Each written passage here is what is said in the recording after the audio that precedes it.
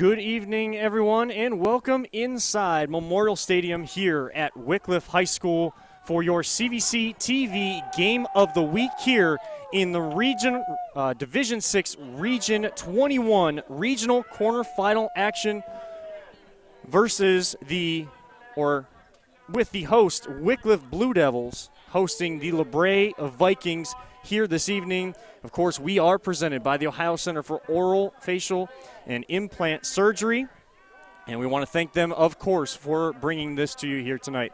I'm your play-by-play man here tonight, Kevin Arnold. Alongside me, my broadcast brother, Nick Paulus.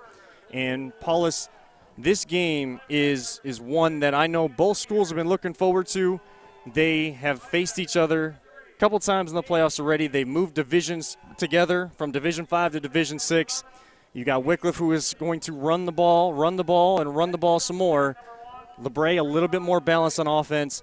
What is a big key here tonight for both teams? The biggest key so far, it is going to be Wycliffe's running game. Wycliffe's running game, the last time that we saw it, was basically unstoppable. They put, I believe, over 40 points the last time that we saw them here on CVC TV. And, I mean, if you can't stop that running game, then they are going to go, just Rumpshire all over this field there for them. They are a great rushing attack. The only way that the Vikings have a chance in this game, in my opinion, is by stopping that great Wickliffe running game. So as we look at it here, Wickliffe does come in 7-0. Of course, playing only 7 games. They did have to bye in the first round of these unique playoffs this season. As the PA announcer announces the starters for Wickliffe, they are down in the end zone, off to our right up here in the stands, and they are getting ready to run out as a team through their banner that the cheerleaders have set up for them down here to our left. And they won last week over let me just get Smithville Smithies. Smithville Smithies. Yes, they beat them 41-0. They had Wickliffe had 392 yards of total offense, 338 of which was on the ground, and they held Smithville to a total of 103 yards and forced 3 turnovers. You look on the other side for LaBrae, they come in at 6-2. They actually played in the opening round there, so they have played 8 games this season.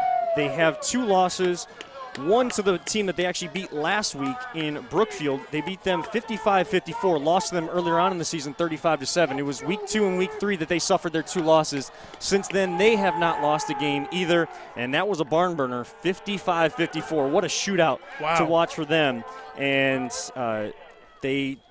and the history between these two teams, I kind of mentioned at the top there, Paulus, these two teams have faced each other in a regional quarterfinal matchup in either Division 5 or Division 6 3 out of the last 6 years, 2016, 2018, and 2020. This is the first time this matchup will happen in Wickliffe. The last 2 times were at LaBrae.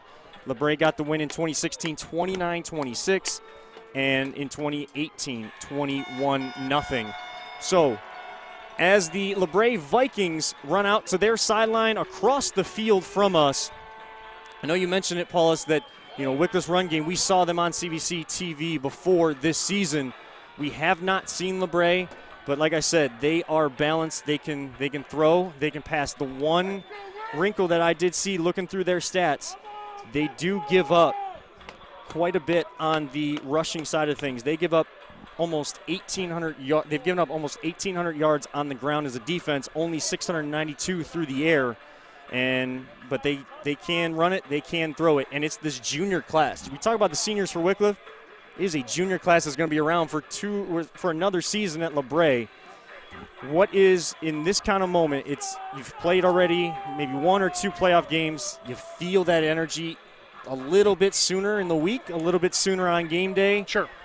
What is one thing that each coach is telling their team to just keep them in it and go out there and just play football here tonight? Honestly, it's the same message for both teams. I mean, they are really looking forward to getting this matchup started. You've already said that they've already faced each other in the playoffs before. Whether it's divisional matchups, championships, it doesn't matter.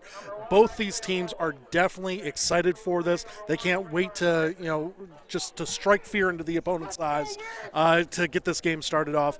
This kickoff's going to be coming up here, very soon, and I can't wait. This is going to be an all-time all-time classic. I truly believe that. All-time classic, and Wycliffe is getting their special teams unit set here. Isaiah Bolin has the ball teed up here at the 40-yard line, and back deep for LaBrae. It looks like number 1, Trayvon Drake, one of their flashy juniors that they have here, and number 27, Sean Miller, another junior, back deep to return this kick. So just about ready to kick this off. Thank you so much to everyone tuning in on ChagrinValleyConference.com or the Chagrin Valley Conference YouTube page. And we are underway on this CVC TV game of the week. Bolin with a little pooch kick to an up man for LaBrae and able to get still a decent return. Collected that as his 30 up to the 40-yard line. Picking that up was Devin Carter. And that's someone that we're going to talk about all night long. He comes in tonight, and he is the running back to look for here tonight on the LaBrae side. He has 102 carries, 683 yards, and he averages almost 7 yards a carry and 85 yards a game, but he also has 10 touchdowns rushing. So someone you want to kick away from as well because he has that speed to elude you on a kickoff. So in at quarterback, Aiden Stevens, he will hand off to Carter here around the right side, trying to get to the sideline, and a good opening play defensively for Wickliffe as they're able to string that out, get the edge set, and prevent no gain on the play. So that ball remains at the 40-yard line. Actually, they actually spotted the kickoff at the 41, so that's a loss of 1. So 2nd and 11 just underway here at Memorial Stadium in Wycliffe, Ohio. And again, Kevin Arnold alongside me, Nick Paulus here tonight. And they're going to stay in this shotgun formation a lot of the night. 2 wide receivers on either side of the line. Aiden Stevens will get it over to Drake, who's coming on a jet sweep around the left edge and able to get some positive yards on that play up to about the 48-yard line. So gain of 8, and it'll bring up a 3rd and 3 here early in this football game. Yeah, that's a great little sweep just coming across the left side of the offensive line there for them. Drake had a nice little, shake and bake sort of move to try and get a couple of extra yards, but Wycliffe's defense is very tough, and they played that just right. So back that ball up in the orange beanbag where the referee will tell the center to spot the ball at the 47. So 3rd and 4, 10:36 left here in the opening quarter. No score yet. First possession for LaBrae, and Stevens calls his own number. He's going to be close. He's right at midfield. Needed to get across to the 49-yard line, and looks like he's spotted just short, and will bring up a 4th and short. So an early decision, crucial decision for head coach John Armini for LaBrae. I don't think there's any decision. You're definitely going to go for it here. You're at midfield right there. Your offense is, just picked up the 9 yards. You think that if you are the offensive head coach, you can definitely get this. So 4th and 1. LaBrae will leave their offense out. Stevens in that shotgun formation. He will have Carter on his right hip, and he's just going to run it himself, and he will get that first down across midfield, across the 45 to the 44 of Wycliffe. A gain of 6 on the play. That is plenty for a first down, and the chains move. First down of this game here tonight. Yeah, absolutely, and that was a great run just straight up through the middle. 4th and 1, you know that you're going to be able to get it because you've been pushing. The offensive line has been doing a great job. The first couple of plays, you just need that one break, and he found the seam. So first down play will come from the 44 of Wycliffe. Stevens sends a man in motion across the formation. He will hand it off to Carter and get a couple yards down to the 42-yard line. Gain of 2 on the play. 2nd and 8. And Paulus, we see kind of the early slippage. This is natural grass here at Wycliffe, and a lot of rain has happened this past week. What kind of impact do you think that can have on this kind of football game? That's going to get muddy. It's going to get sloppy. And for these teams, at least for Wycliffe, we know for a fact that they are going to love playing in that condition because it's going to make it that much harder for them to get tackled. So Drake will come on a end around here, and he gets the toss sweep. Coming across right edge, trying to get inside the 40-yard line, trying to get down to the 35. Gets down to the 37. Gain of 4 on that. They had it marked at a 2nd and 7. So, again, another 3rd and short. So kind of staying in front of the chains here is what LaBrae is trying to do with this run game early. Yeah, right now the Vikings offense looks like it's just that methodical sort of pace. They're almost like lulling you to sleep. They're not ripping off huge runs or anything like that, 3-4 yards every time, but that's how you win in the playoffs. It's by getting those mash sort of yards straight up through the offensive line, or if you can bounce it outside, that would even be better.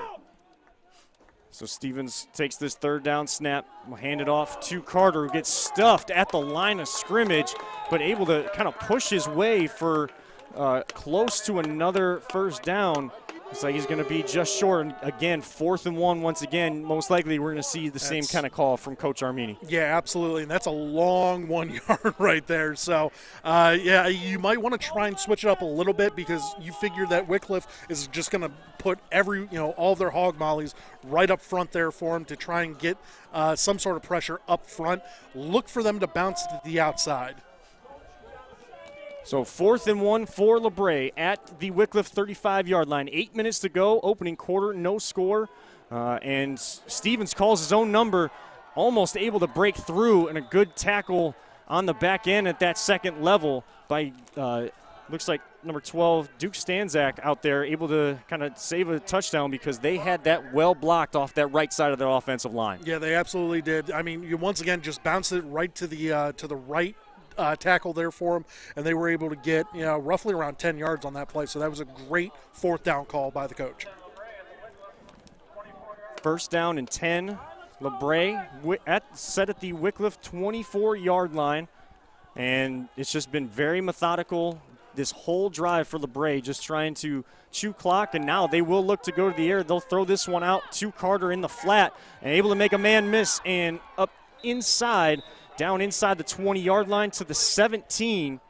And good gain there on 1st down, changing things up there as they're getting close to that red zone, and now inside that red zone looking to go through the air. Yeah, they had a couple of nice little jump cuts right there, able to gain those extra yards. That'll go a long ways, later on in the game there for them. But if you are Wickliffe, you need to step it up right here. You can't afford to let them just walk all over you to start off the game. That, gives them a huge advantage. So Drake will come around left edge on this 2nd and 3 play, and good tackle there, but looks like he may have enough here for the 1st down. Let's see where they mark this one at. Yep, the referees will tell the chains to move as he gets down inside that 15-yard line, bounced out of bounds at the 12-yard line, and LaBrae is just taking it inch by inch, few yards at a time here to just chew up this clock and chew up this ground. Yeah, they absolutely are. I mean, the rushing attack right now looks very crisp, looks very good. Wickliffe needs to just, take better angles. That's what's killing them right now. And there's going to be a double handoff here. Drake going to come around right side trying to get the Wickliffe defense off kilter, able to spin, dive for the end zone, and looking to see if they mark him out just shy of the goal line. And no sign of touchdown just yet, but a couple jump cuts up that far sideline and a spin move trying to reach the ball across. Looks like they will mark him a couple yards shy, but it will be a 1st and goal. Yeah, 1st and goal, and they're roughly around you'd say about the 2-yard line, roughly right around there. So I mean, if you are the Vikings, just try and pound it, straight up the middle, for the first couple of times. Yeah, it's 1st and 2 on the goal, basically. So Stevens in that shotgun, he's going to call his own number, run it up, trying to get in, but a good stand there on 1st and goal by that Wickliffe front. And Stevens comes in with 85 carries and 652 yards. Looks like Mikey Moon in on that tackle for Wickliffe, kind of getting into those gaps, not allowing Stevens to break through into the end zone. Wickliffe knows low man wins, especially on the defensive line, and that was a great stand by them. They need to do it again because they are still 1 yard out from the end zone. Do it again, Wickliffe. So 5:35 left, 1st quarter. Stevens will call his own number again, gets stuffed at the line, trying to get that second effort. May have lost the yard. It gets right back to the line of scrimmage, and that'll bring up a 3rd and goal. So far, Wickliffe doing what you're talking about. Absolutely. Low man wins. And low man wins, and that was a fantastic blitz right up through the A gap there for them. I mean, he came through untouched and was able to wrap him up in the backfield. I know it doesn't say that he lost a yard, but to me, it looks like he lost a yard on that play. So that ball is spotted Looks like they do have it at about the 2-yard line, so right back to kind of where they started this this goal-to-go situation. Stevens going to call his own number again, push the pile, and awaiting the signal to see, and they do signal touchdown on the far side. The far side judge signals touchdown Stevens. Third time is a charm on that drive, and he pushes the pile in from 1 yard out, and LaBrae gets the scoring started. They lead 6-0 with 4:47 left in this first quarter.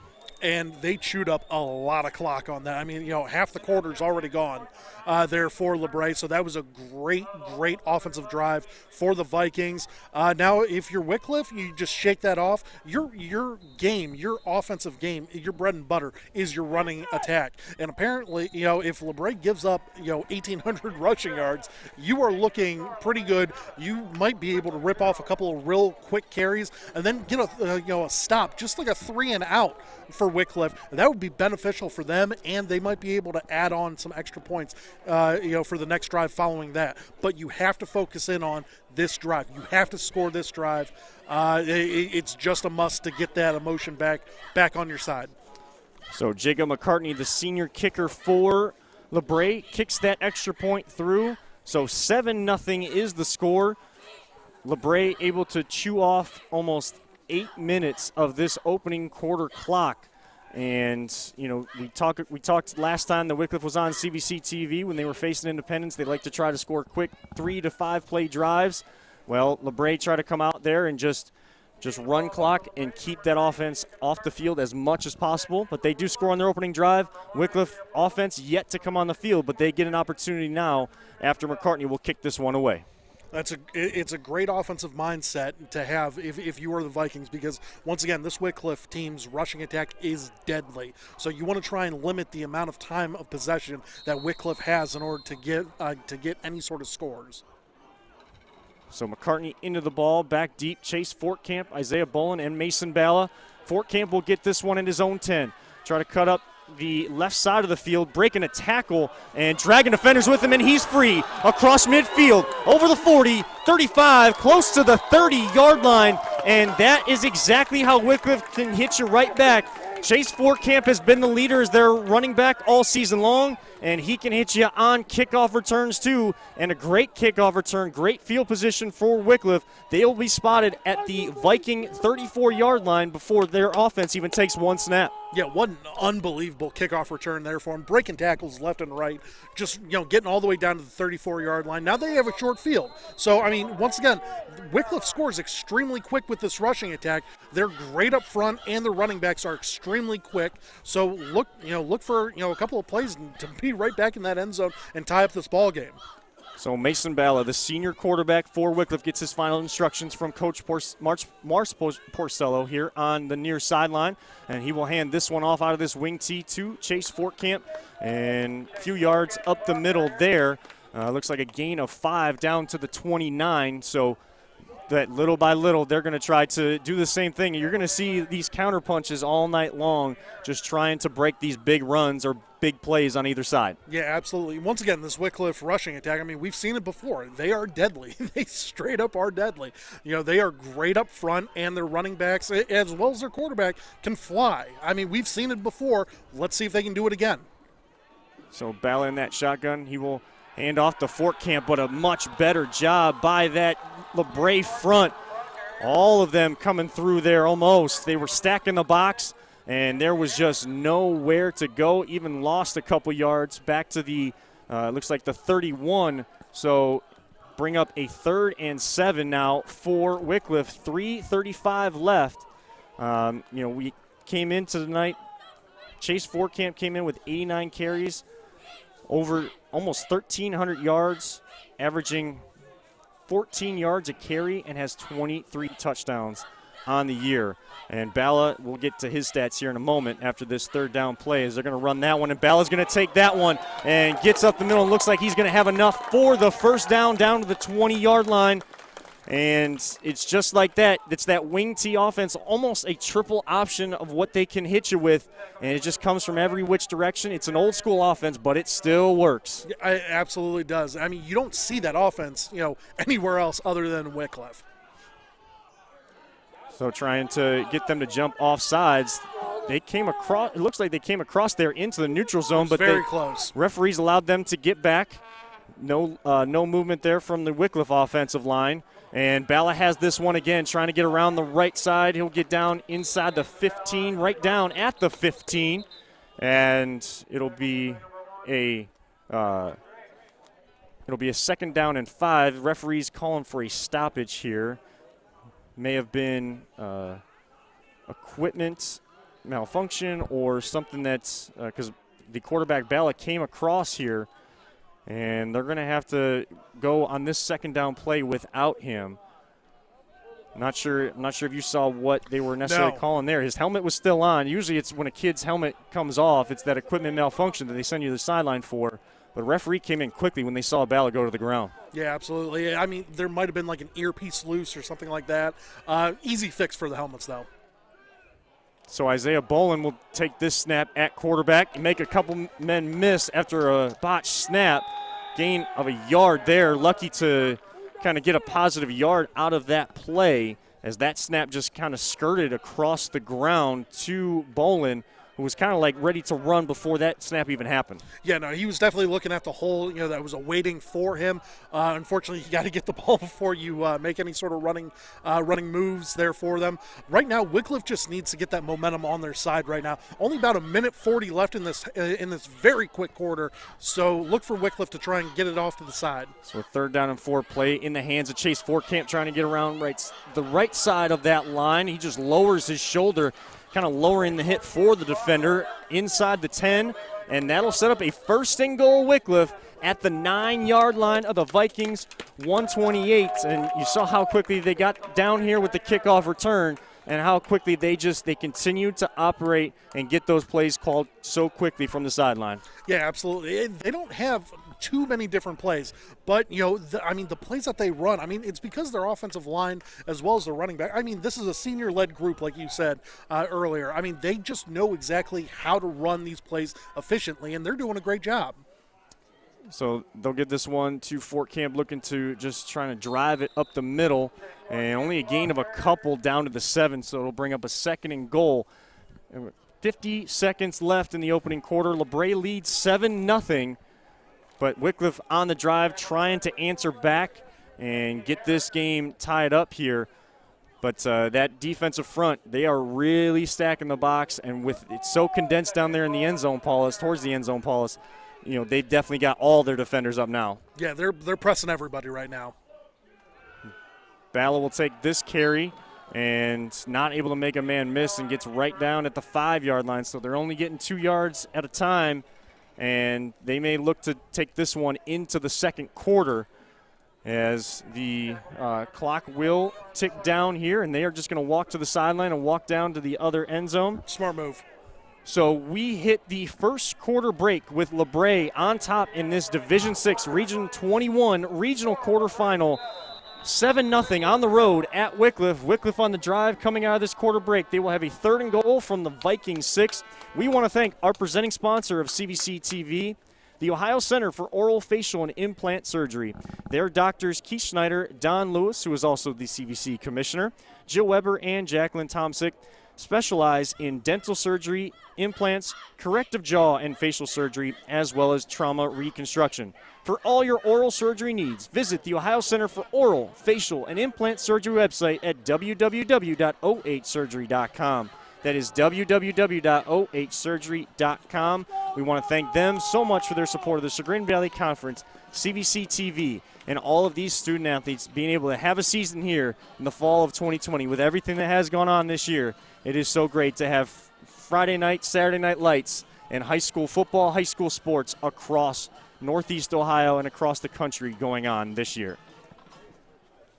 So Wickliffe will have this 3rd down and goal scenario here any change here that you think that Mark Porcello, the head coach, is going to come up with, or are we just going to see the same kind of element? Just stick to what they do. I think that, it would be smart to stick with what you do, but I would love to see them try and switch up just a little bit. Right now, they're just trying to mash it right up through the middle, and what we've been seeing from this Vikings defense, they are trying to be as stout as possible up the middle. Look for a little bit more jet sweep, motion sort of plays to come from this offense, because I think that you can catch them, at the corner and be able to get, and be able to turn the corner and get to the end zone relatively quickly.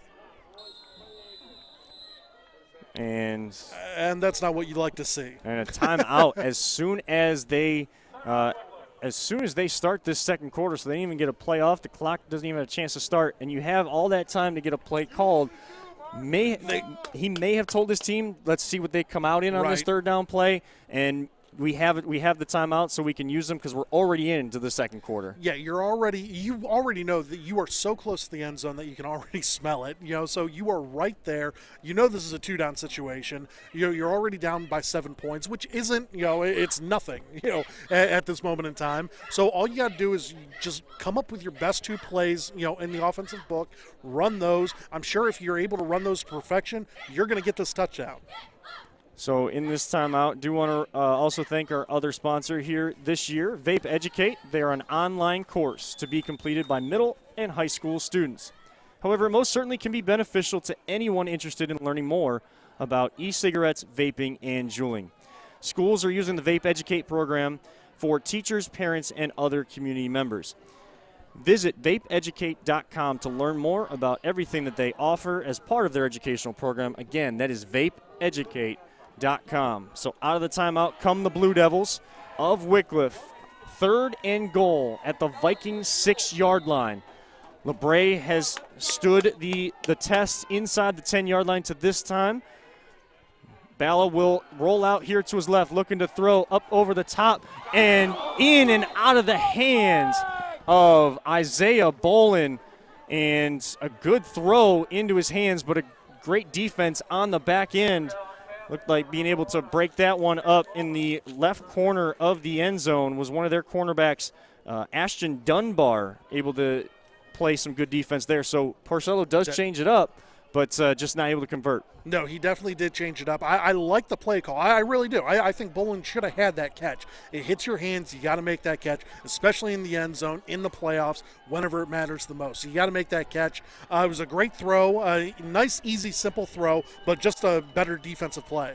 So a big decision here. They're going to go for it. Ballard's going to look to throw again, and too high over 2 intended targets. Looked like you had 2 wide receivers in the area, Duke Stanzak and Bolin, but not able to convert. And the early defensive stand by LaBrae keeps this game 7-0, 11:46 left in the half, and they get the turnover on downs deep in their own territory. It was a great defensive stand by LaBrae. For the Vikings, that's exactly what you're hoping for. Now you have all the momentum going into this. You already took down half, more than half the quarter, previously there for you. So, just let's see what you can do with this offensive possession and be able to run it. And if you're Wycliffe, you got to blitz and bring everyone. They're going to try to go up over the top. They got a man open and overshooting his target. Aiden Stevens overshooting Trayvon Drake, just running a little seam route right up the middle. And he was open and had green grass in front of him, but just out of his reach. And it'll go back to a 2nd and 10 at their own 6-yard line. That could have been devastating for Wycliffe right there. Wycliffe is breathing a sigh of relief right there. However, if you're the Vikings, you love what you're seeing right now. At this moment in time, the Vikings are looking at Wycliffe and saying, whatever you can do, we can do better, and that's what they're trying to pull. So 2nd down and 10 coming up for the Vikings, and just a couple yards, maybe 1 on that carry out to the 7-yard line. Not much there at all.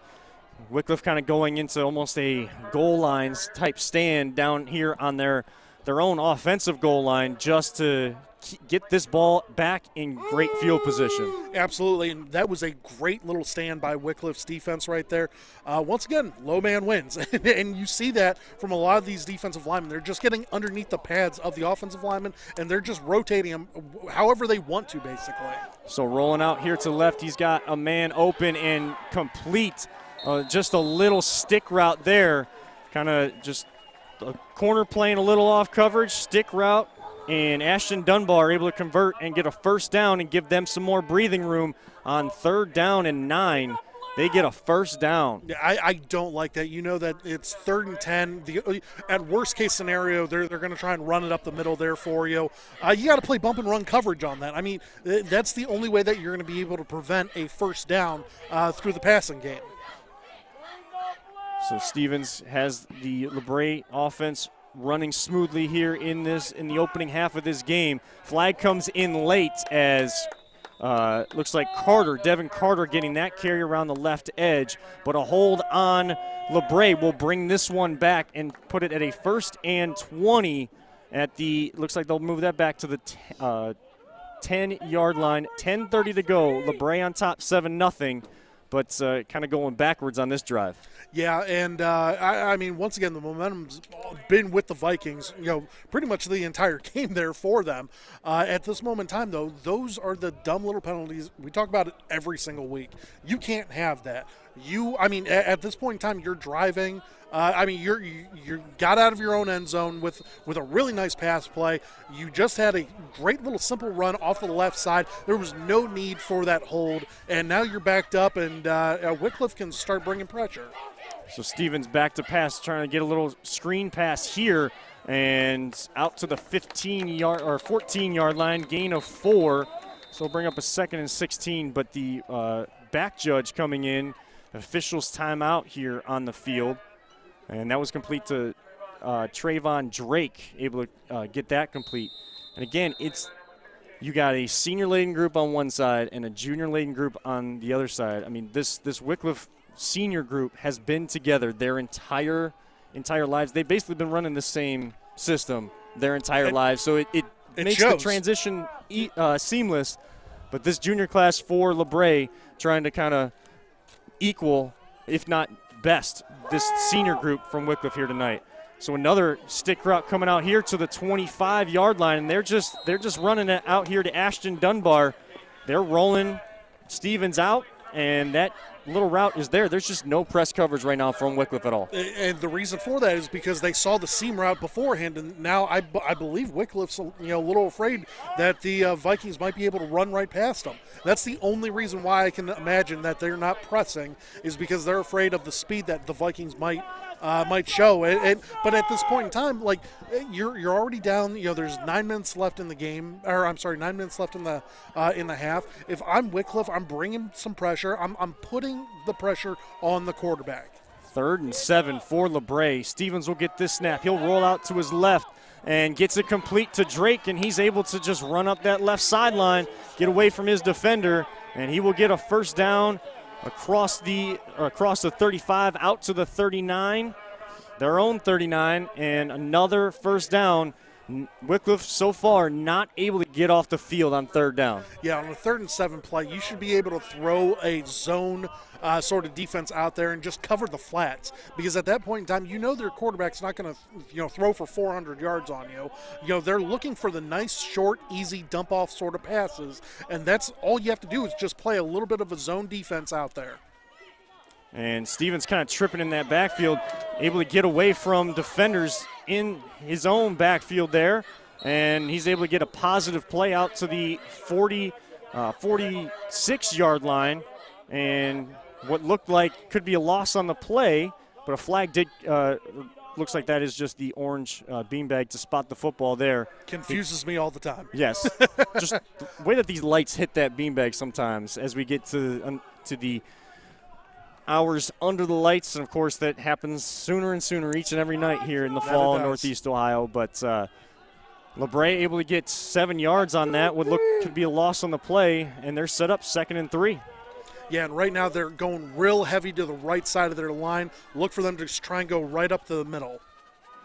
So Carter will able to get up the right side there, and good blocking, and then a couple great jump cuts there just to avoid a couple defenders, a couple missed tackles there from Wickliffe, and Carter has them inside Wickliffe territory again, and that clock just continues to tick, tick, tick.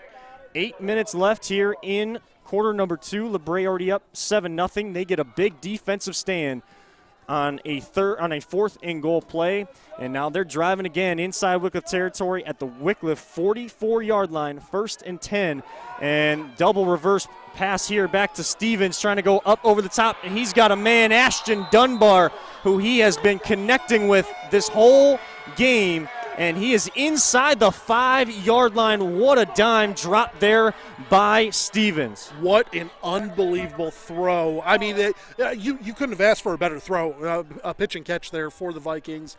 Wycliffe's defense, they need to step it up right now. But I'm telling you right now, they are tired. They've spent a lot of time out on the field right now. They're just trying to catch their breath, and that's the worst part about being on the field that long. You're given everything that you have, and just unfortunately, they're getting the better of you. So 1st and goal at the 3-yard line. Fumble on the play. Ball's loose, and Wickliffe has the football. That is the key play that they have been looking for. A fumbled snap from Stevens to Carter, and Wickliffe jumps on top at the 5-yard line. They are deep in their own territory, but they will take it after they have played so many of these opening minutes on the field on defense. The momentum has just shifted. That was a fantastic fumble recovery there for Wycliffe. I mean, you are hyped up right now if you are on that offensive side for Wycliffe. Now all you want to do right now is you want to take this one 95 yards for a touchdown.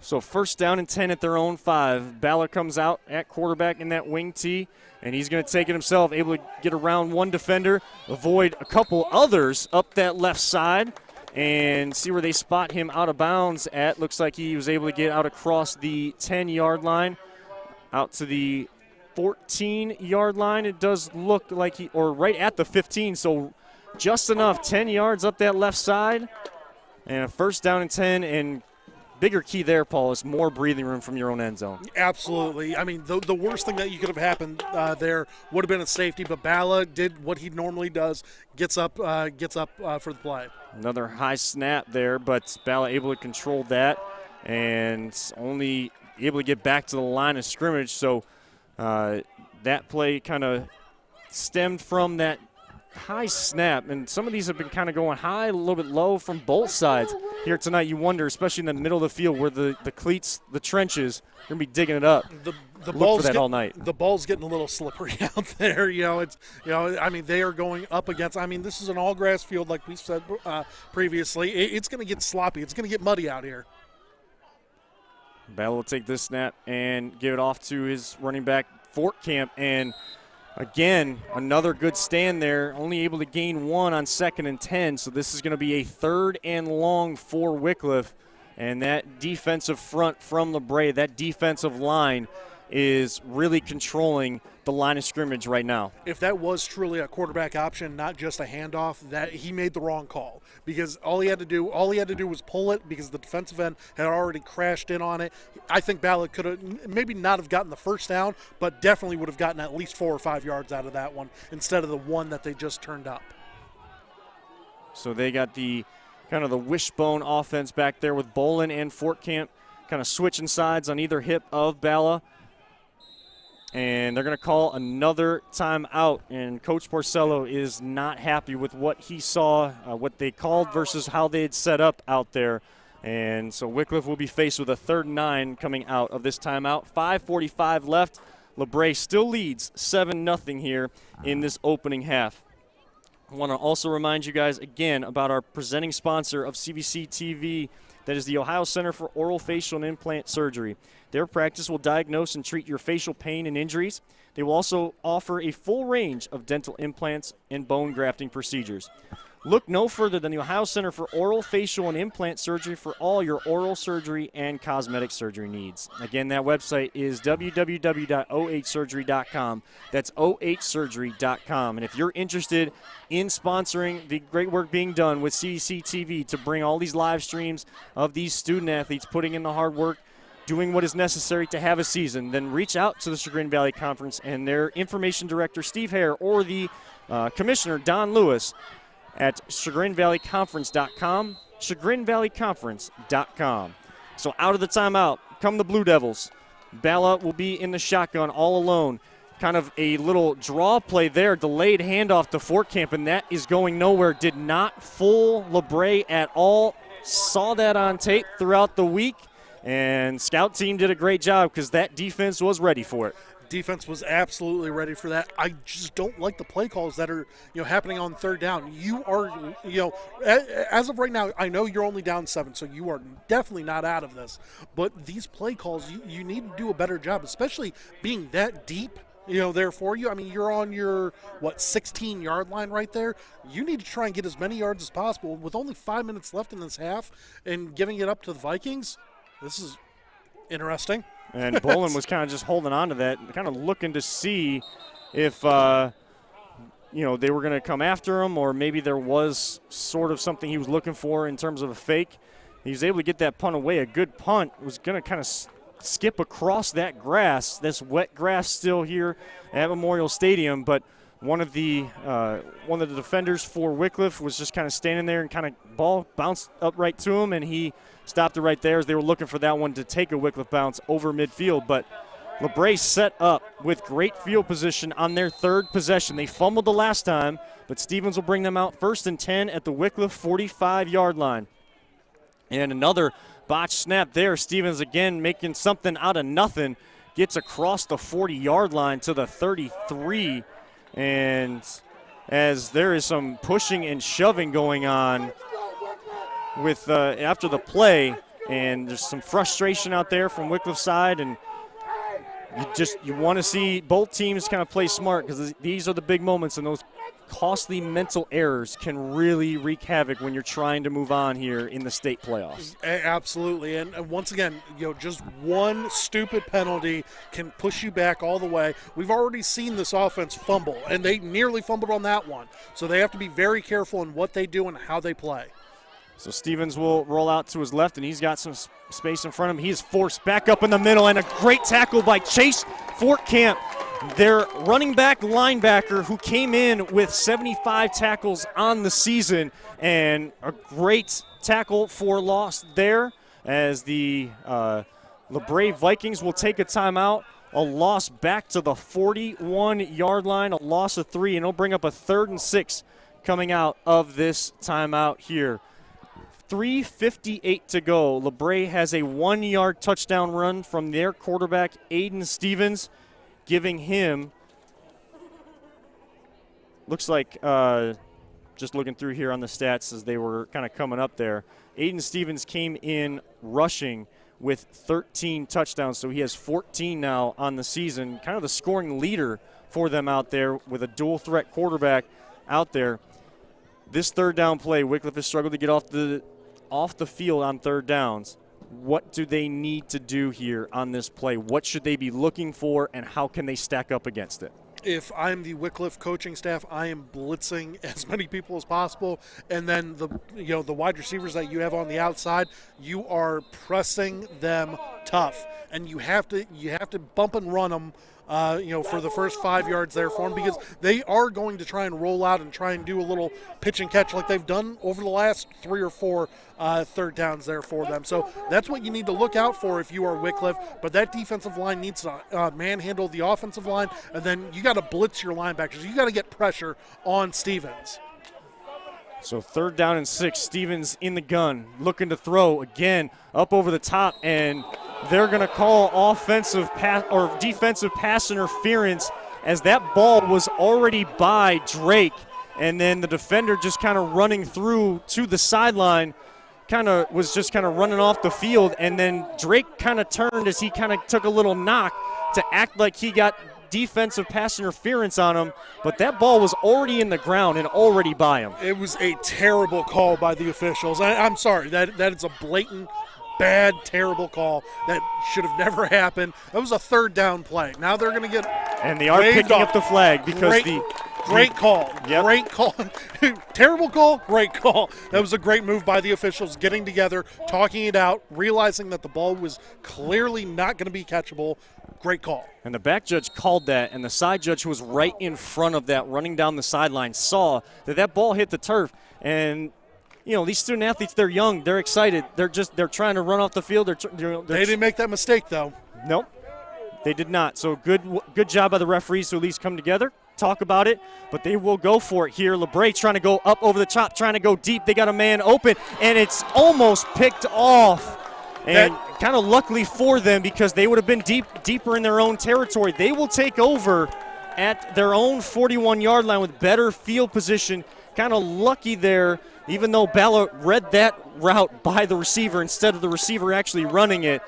Fortunate to drop that one and get set up here on their offense. Bala had a better route than what the wide receiver did, honestly. You know, that was a great defensive play by Bala. And I'd like to think that, and Bala's a pretty smart kid, you know, apparently. I'd like to think that, you know, he made the right decision by not intercepting that. I know every kid wants to, you know, intercept a pass and, you know, have the stats and everything like that, but very smart not to, because now you got a 41-yard difference with only 3 minutes and 44 seconds left in this half. So Wycliffe will start this possession. Fort Camp trying to get around this edge. He will get over the 40-yard line, lower his shoulder. Flag coming in from behind. Looks like there's going to be a hold here inside in the offensive line. That set right at they set the flag right at the 40-yard line, and holding on Wycliffe will drop him back 10 yards as the scoreboard kind of went out there for a second. Yeah, once again, that's inexcusable. I mean, clearly nowhere near the play. You didn't have to do that. That was a very, very bad penalty, and probably one of the worst times that you could do it. And the Wycliffe fans let the referees hear about it. They get one they thought was going to be called against them, taken off the board, but that time clearly holding there to kind of help set the edge for Fort Camp there. So instead of a first down and 10, it is 1st and 21 at their own 30-yard line. 3:20 and a ticking second quarter clock. Fort Camp just up the middle, making a couple men miss, dragging a couple defenders with them, getting part of that penalty yardage back out across the 35 to the 38. So a gain of 8, and it'll be 2nd and 13. You got to ride your stars. You got to ride Fort Camp, and you got to ride Bala, and that's who brought you to this dance. That's who you need to roll with for the remaining 3 minutes of this half.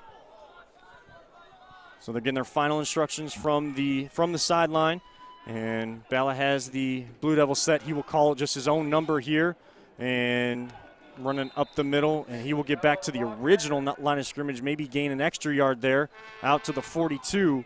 So 3rd and 9, 2:35 left. Wycliffe with only one timeout left in this half. They've had to take some early timeouts in this second quarter, and so trying to make sure there's not too much time left if they do have to punt this one away, but also have some sort of sense of urgency to try to get this knotted up before they go into the locker room. Before you even think about a touchdown, you got to get this first down. And being 3rd and 9, you got to be able to rush it off to the side because they are blitzing everyone up the middle. And Bala will look to throw up over the top, and he had a man open and just not able to connect with his receiver, overshooting him again. Daniel Byrne had kind of set down in that little bit of a zone defense by LaBrae, and they're going to have to punt this football away, not able to do anything with the 2 turnovers they've been able to get from LaBrae in this first half. The play was there. I mean, wide open, and you just missed him, unfortunately. You know, that's something that, you know, Bala, I mean, he's a very, very good running back as well, you know, a quarterback, but, you know, a better runner than a thrower probably. And at this point in time, I mean, you just got to stick with what got you here, and running the ball is exactly how they've been doing it.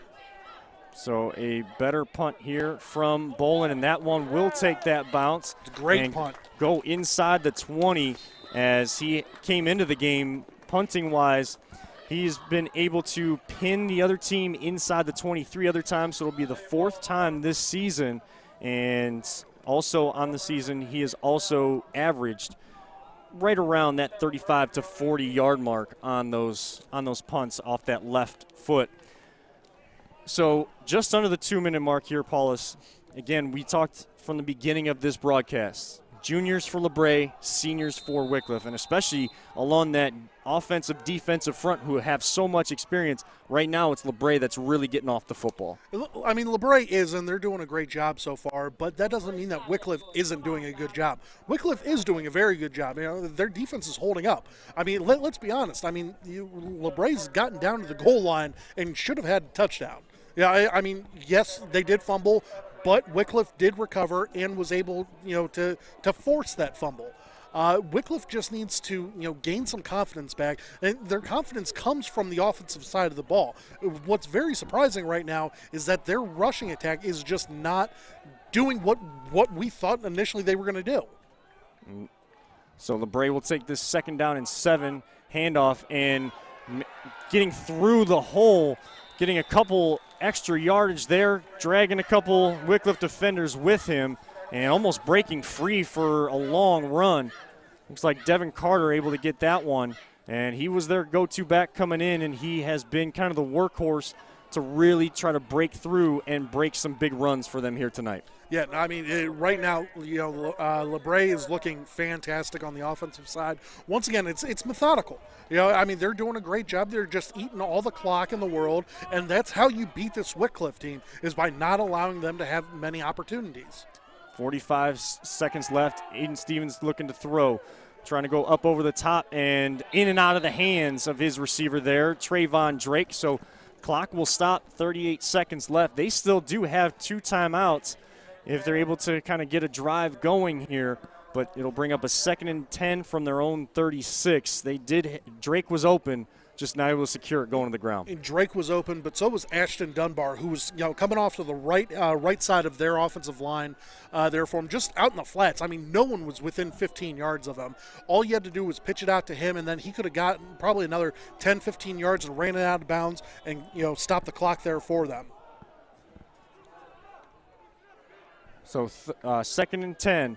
Stevens will call his own number, slip a little bit in the backfield, able to slip out of a couple tackles, and he's off to the races across midfield and gets out of bounds wisely. 30 seconds left, and a 1st down run from Stevens.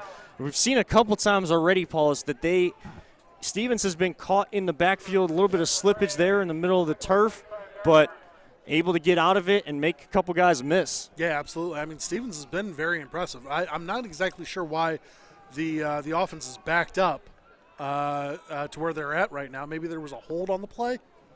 May have been, or looks like maybe he stepped out. Stepped out a little bit earlier than kind of where we saw him. Yeah. And steps out at the Wycliffe 45. 30 seconds left, and again, they still have those 2 timeouts in their back pocket.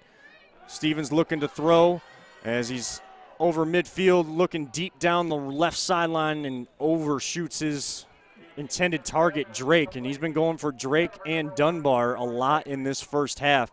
Not able to connect and leading him way too far out of bounds. Yeah, and he didn't have many options on that one. Wickliffe played a great pass defensive coverage right there. And, I mean, it's a smart move. Only 30 seconds left in the half, now 24 seconds.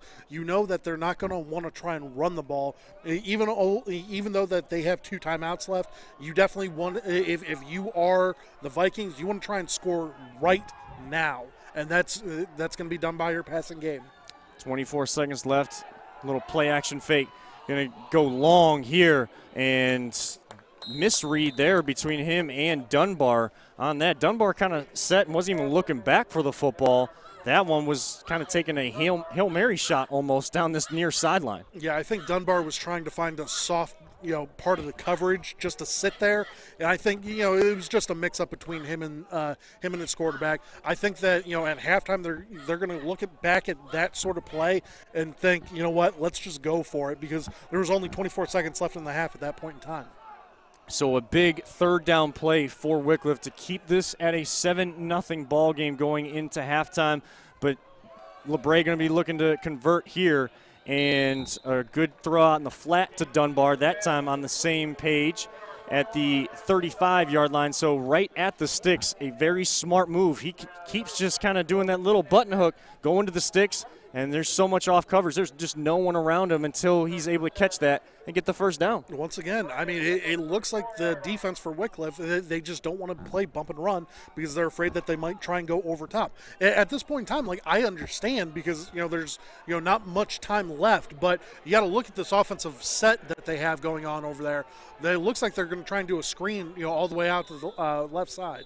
And Wycliff will call their final timeout of the half with 11 seconds left. LaBrae will come out with a 1st and 10 play here at the Wickliffe 34-yard line. And Coach Porcello may have seen that on film. They may have seen kind of that unique formation or may not have, and wants to get his guys set of what his scouts told him they could be looking for in this game where they don't see it very often throughout the season. So just to reset everybody out there listening and watching on CVC TV here tonight on ChagrinValleyConference.com and the Chagrin Valley Conference YouTube page. LaBrae came out on their opening possession and just chewed up almost 8 minutes of the first quarter clock, and Aiden Stevens, the quarterback, able to get a 1-yard run. Wickliffe on their opening possession drove it down to the 6-yard line and were not able to convert on a 3rd and 4th down and goal, turned it over. LaBrae, of course, had their fumble down near their goal line as well, so it's kind of been a defensive battle. LaBrae just having the slight edge right now along the trenches and kind of the big play capability out there on the field so far, but they only lead 7-0, and this will be the first time that Wickliffe hasn't scored even double digits or any points in the first half this season. So it's 1st and 10. Out there to Drake, and they will do a hook and ladder to Carter, and he gets out of bounds with 4 seconds left. He gets down inside the 20-yard line. They mark him out at the 16, and it'll be 1st and 10 with 3 seconds left inside the red zone. And even though they have the 2 timeouts, you're only going to get 1 play. But Stevens has the arm to get in the end zone, especially from this short distance. They'll actually try a field goal here. And coming in to try that field goal will be Jacob McCartney to try to get a 2-possession lead going into halftime. And kick is up, on its way, and it is through. And that ball was set down at the 26-yard line. A 36-yard field goal from McCartney for LaBrae as the clocks hit triple zeros, and they lead 10-0 over Wickliffe at halftime, and they will go into the break. Wickliffe will get the ball out of this break. We will take a quick, short message break for one of our sponsors here. Come back, wrap up halftime, and send it over to the band. This halftime breakdown is sponsored by Capwell Financial Advisors Northwestern Mutual. Capwell Financial Advisors strives to increase capital wellness through clear, comprehensive financial planning. They start by articulating a vivid vision for your financial security, then take quality financial actions to align your money with what matters to you the most. To put your vision into action, contact them today at capwell.nm.com. And here with your Capwell Financial Advisor halftime breakdown quickly here. Kevin Arnold alongside me, Nick Paulus. LaBrae leading in this Division 6 Region 21 regional quarterfinal on the road at Wickliffe, 10-0. Wickliffe used to kind of having the lead at halftime and having a comfortable lead. They haven't scored at all. What have you seen from both sides here in this first half? First off, I'm extremely surprised with this Vikings team. I mean, I just want to be 100% honest with you. I really thought that Wickliffe was going to come out here and run for 300 yards in the first half just because of how dominant they were the last time that we saw them on CVC TV. That being said, this Vikings team is very resilient. I mean, they fumbled, a couple of times already, had a couple of turnovers, but I'm telling you right now, that hook and ladder, genius. That hook and ladder to finish up the half there for them and set them up at halftime, fantastic play. Got them the field goal, and now they're up 10-0. So we sit here at halftime, 10-0. We will turn things over to the Wycliffe High School Swing Band, as they say here in Wycliffe, the often imitated but never duplicated Wycliffe High School Swing Band for all your halftime entertainment. We will let the PA announcer Scott Tennant and director Pamela Graves take things from here. We will be back for all your second half action in just a little while. Outside of that, you're watching CVC TV, presented by the Ohio Center for Implant and Facial Surgery. And now, your 2020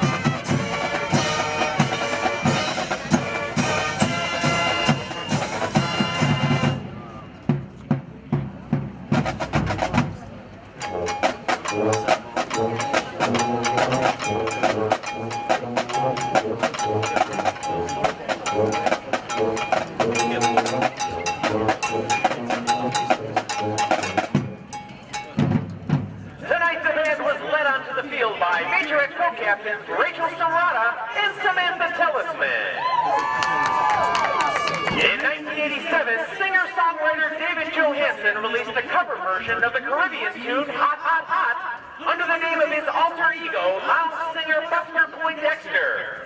The song would have faded into obscurity if not for the Wickliffe swing band Majorettes, who in recent years have rekindled its popularity with their world-famous Glow Baton routine. Lucky you get to see it perform now. Featuring our amazing Majorettes, this is Hot Hot Hot.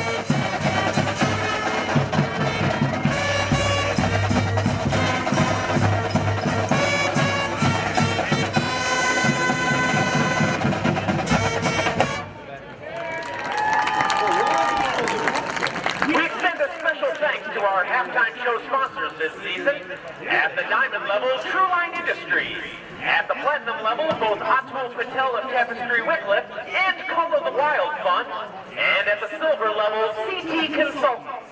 Thank you all for your generous support. Well, admit it, you love Queen as much as we do, which is why we know you're going to enjoy this next tune, the swing band's rendition of Queen's Fat Bottom Girl.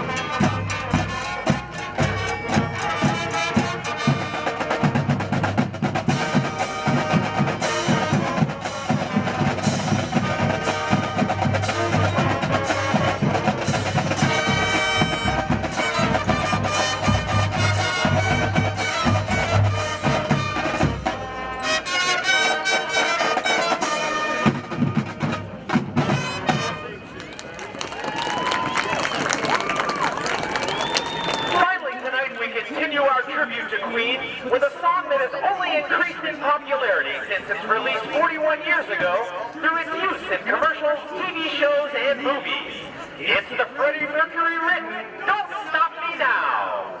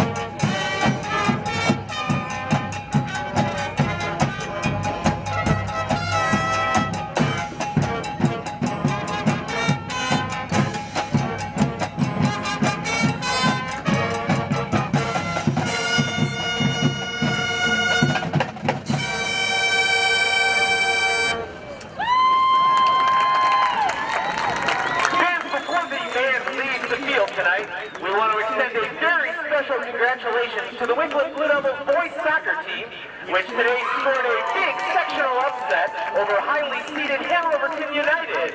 4 of those Blue Devil soccer players are playing with the swing band tonight.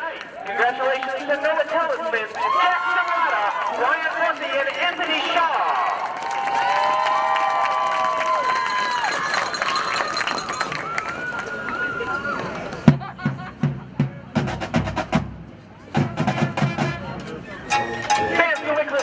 Thank you for your very kind attention this evening. Good luck to both teams in the second half. And as always, go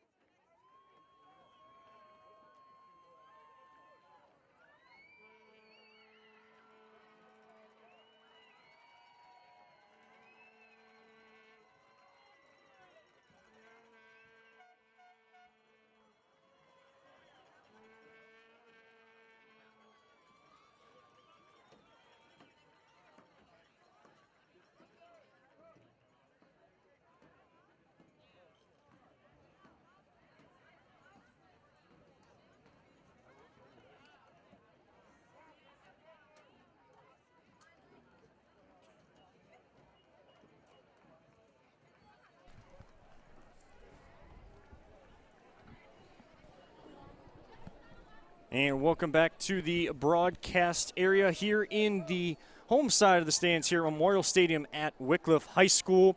Here for your CVC TV Game of the Week presented by the Ohio Center for Oral, Facial, and Implant Surgery. Kevin Arnold alongside me, my broadcast brother Nick Paulus here tonight. And the LaBrae Vikings from Leavittsburg, Ohio and Trumbull County have traveled here to Lake County and Wickliffe, Ohio in this Division VI Region 21 regional quarterfinal in the Ohio High School Athletic Association state playoffs for football here tonight, and they lead at halftime 10-0. They got a 1-yard touchdown run from their quarterback, Aiden Stevens, on their first drive, and on the last drive, just before halftime, they were able to kick, correcting the yardage there to a 33-yard field goal is what it looked like there from their kicker, Jacob McCartney. And Wycliffe, for the first time this season, coming in 7-0, scoring over 40 points a game in all of their games this year, were held to 0 points for the first time this season. And as we get things going here, as both teams get their stretches, their warm-ups here from the second half, we want to thank the Wickliffe High School Swing Band for a great halftime performance here tonight. And as we get things just underway here, Paulus, the message from both coaches, Coach Mars Porcello for Wickliffe and the head coach for LaBrae, who I just kind of saw as we were prepping for this game, actually didn't have it on their roster, but looking that up, John Armini, what was the halftime message from both of those head coaches? Well, if you are the Wickliffe staff right now, you're just telling your people, you're just telling your team you're only down 2 scores. It's not like it's a lifetime away or anything like that. You have plenty of opportunity, plenty of time to get this going and start this up. And then, if you are LaBrae, you're just letting your team know we got to be consistent. We just got to keep holding on to this ball. We got to make sure that we don't give Wickliffe any opportunities to start rushing the ball again, because once again, this Wickliffe team, I know it hasn't shown up tonight, but that running attack is for real. You have to make sure that if you are the Vikings, you have to step it up the second half if you want to win this game.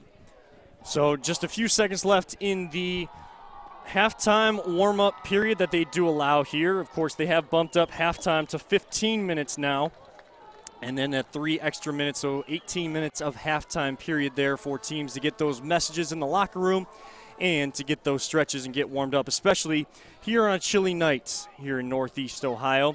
Wickliffe will get the football, and Paulus, you feel like even though there's still 24 minutes left in this ball game, this is a game-defining possession for Wickliffe if they want to stay in this football game the way we saw LaBrae control clock with their running game in the first half. Yeah, absolutely. And once again, this Wickliffe team, I mean, they're going to be trying to jumpstart their, the momentum, because right now, I mean, that was kind of a longer half. It felt like that was a pretty long halftime there for them. So once again, you just need to come in, regroup, do what got you here. I mean, run the ball. I mean, we've seen this offensive attack, before. They can do it again. So Jacob McCartney, their senior kicker, we'll tee this up at the 40-yard line. Of course, the 3 usual suspects back for Wickliffe deep: Chase Fortcamp, Mason Balla, and Isaiah Bolin. So McCartney into the ball, and he will kick this down the right sideline to Bolin. Bolin will try to run this one out. He gets across the 30, out close to the 40-yard line. And another good kick return for Wickliffe here tonight. Only their second time on kick return here tonight, and really they haven't had many kick return or punt return opportunities this season, because mostly with the kick returns they've been the ones scoring and kicking off instead of teams kicking off to them. Yeah, and once again, this is this offense that is now coming out. They haven't been down like this before. At least this year, they have yet to feel this way. So I'm excited to see exactly how they're going to come out and jumpstart this half. So Fortcamp will get the first carry of this half, and he just has not been able to break those big runs that you've kind of seen. He comes in off of last week, over 200 yards and 4 touchdowns. And the last 2 of those touchdowns went for 24 and over 70 yards respectively. But he's just not been able to break it. Neither has Bala or Bolin. And kind of some different looks than what we saw against Independence earlier on CVC TV. Yeah, they are a couple of different looks. But, I mean, this Vikings defense has been pretty legit. And Fortcamp will get this carry, and just like that, he breaks one, and he is in the clear inside the 20, 10, 5, touchdown. And just like that, this Blue Devil offense can hit you, and you feel like that message that Coach Porcello gave to his guys at halftime, you just saw a different look in their eyes coming out, and they were ready to put points on the board in this possession, and they do it quickly, and they still trail 10-6 with 11:11 left in the third quarter. But Fort Camp running that one in for looks like 56 yards on that run. 49 seconds. That's all they need. That's all they need. They are a quick scoring offense, and that's why, you know, they're never out of any game that they play. So Bolin will go into the extra point here, kicking into his high school's band section down there behind the goalpost, and he kicks it high and through the uprights. And they trail 10-7, but plenty of time now. And we talked about it possibly being a game-defining possession. Now you find yourself only down 3 and not much time going off that clock just yet in the second half. And he came in 39 of 44 in extra points this season, but able to knock that one through.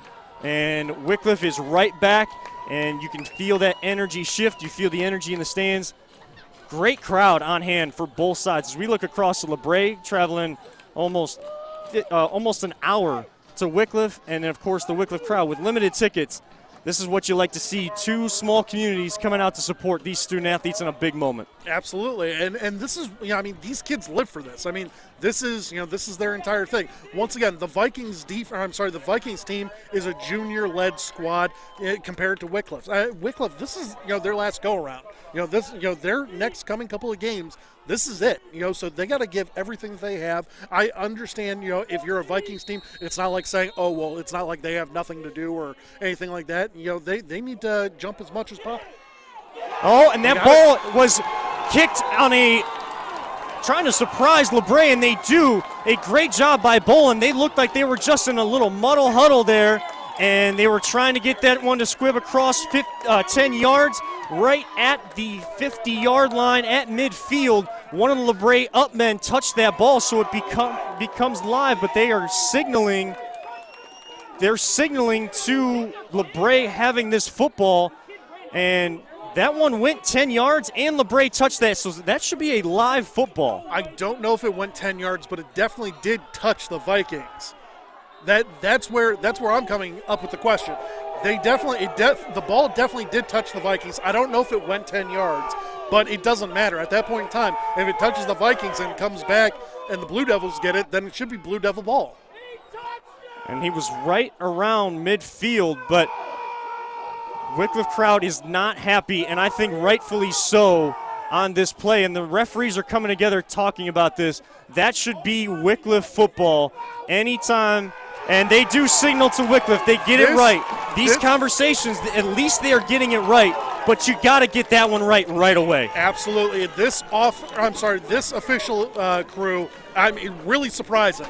Because, sure, does every official crew make some bad calls? Correct. Absolutely. But it's these sort of crews that are, you know, that come together and talk about it and let each other know, hey, this is what happened. You don't see that with high school officiating crews. I'm really proud of these guys out here.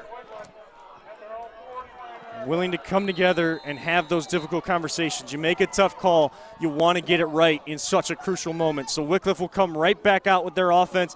1st and 10 at their own 49. Fort Camp around left edge up the left sideline, and flag comes out late. That may have been a late hit out of bounds. LaBrae is starting to, you know, they're starting to make some of those mental mistakes, but Wycliffe is looking like that may be called against them, and I'm not sure what this call is. That flag came in so late after Fort Camp was already out of bounds and on the ground. Yeah, honestly, I'm not 100% sure exactly what happened with that. I mean, you know, Wycliffe is backing up right now, so personal foul. So dead ball, personal foul on Wickliffe, and it will be second down. So the down counts, and they'll go back 15 yards on that play. And it's mental mistakes both ways. If you're looking at being frustrated, you just got back into the ball game, and you had the ball basically at midfield. You can't make those mistakes after a good gain on first down. Yeah, no. Once again, stupid mistakes that will set you back. And now it's 2nd and 19. It's inexcusable to do something like that. 11 minutes to go. We've only had a minute go off this clock with a lot of action. And Bala has a run across midfield, getting that penalty yardage back and then some. Down inside Viking territory at the 46, saying, lean on me, guys. I'm your quarterback. I'm one of your senior captains and senior leaders, and we're gonna come back in this football game. So 3rd and 5 now for the Blue Devils, and they are quickly to the line of scrimmage, almost getting LaBrae to jump. Now Wycliffe will look over at Purcello and the offensive staff for the play call. Bala has this pistol formation snap. Fort Camp is free again. He's going to bounce it out to the right inside the 20, the 10, the 5, diving for the goal line. Touchdown, Blue Devils! Fort Camp this time from 46 yards away, and just like that, not even 2 minutes into the half, they find themselves on top 13-10. And momentum has clearly shifted to the Wycliffe sideline. Unbelievable vision by Chase Fortcamp. I mean, that was such a great run right off to the right side of their offensive line, just ran straight through. He saw the hole right off to the right side, just dove straight into the end zone. What a fantastic run. And Bolin connects once again, so Wycliffe goes on top 14-10. And Coach Porcello goes out to greet his special teams unit and firing them up, keeping them engaged in this game, because you know LaBrae is going, if they can get their hands on this football, they're going to try to snag that momentum right back. Wycliffe trying to take hold and keep hold here early in this second half. Yeah, Wycliffe has all of the momentum. We've been talking about it all game. It's a game of emotion, and I mean, they're doing a fantastic job harnessing everything in right now, and I mean, they're just playing unbelievable right now. We're not even 2 minutes in, and they've already got 2 touchdowns, wherever they didn't have anything in the first half. They are playing fantastic right now. Let's see if they can keep it up, and let's see if this Wycliffe defense can really hold down this Vikings offense, because I'm telling you right now, this Vikings offense is going to come out for blood right now.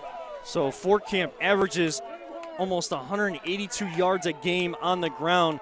Those last 2 runs there gets him at least over the 100-yard mark here tonight. And he goes up to 25 rushing touchdowns through only 8 games for the Blue Devils here tonight. Of course, he's got some Division I offers at Kent State, Army, some other schools looking at him, and of course some of the local ones as well, Lake Erie, and some of those Division III schools like Mount, who can't offer a scholarship, but rightfully so. He is one of those players. While it's a small group for Wycliffe, they are getting the recognition they deserve for all the work that they have put in this season. And a little pooch kick for Wycliffe, and just able to cover it up there for LaBrae. Looks like their running back Devin Carter, so they will come out with decent field position actually. And you were able to get that onside kick. You kind of think maybe tried to kick it deep to hem him in, but a little pooch kick there, trying to get back on top of it. Does not go Wycliffe's way this time. So LaBrae's offense will come back out, led by their junior quarterback, Aiden Stevens. Yeah, and right now, if you are the Vikings, you are just trying to, keep attacking and keep, try and get this momentum back. So Carter will get this handoff, and a couple yards on that one. Looks like they'll give him 3 yards out to the 39, and it'll bring up a 2nd and 7. And that was a very tough, hard-earned run there for that Vikings attack. Right now, Wickliffe, I mean, once again, they have everything going for them, and they're really trying to step up on defense. Let's see if they can try and force maybe yet another turnover. So 9:37 left in the third quarter. Wycliffe finds himself on top, 14-10. LaBrae with the ball, and a second down run there up the middle and getting a good chunk of yardage there. Looks like a gain of 4 or 5.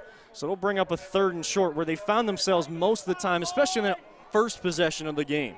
Yeah, no, they really did. And, I mean, they capitalized on a lot of them.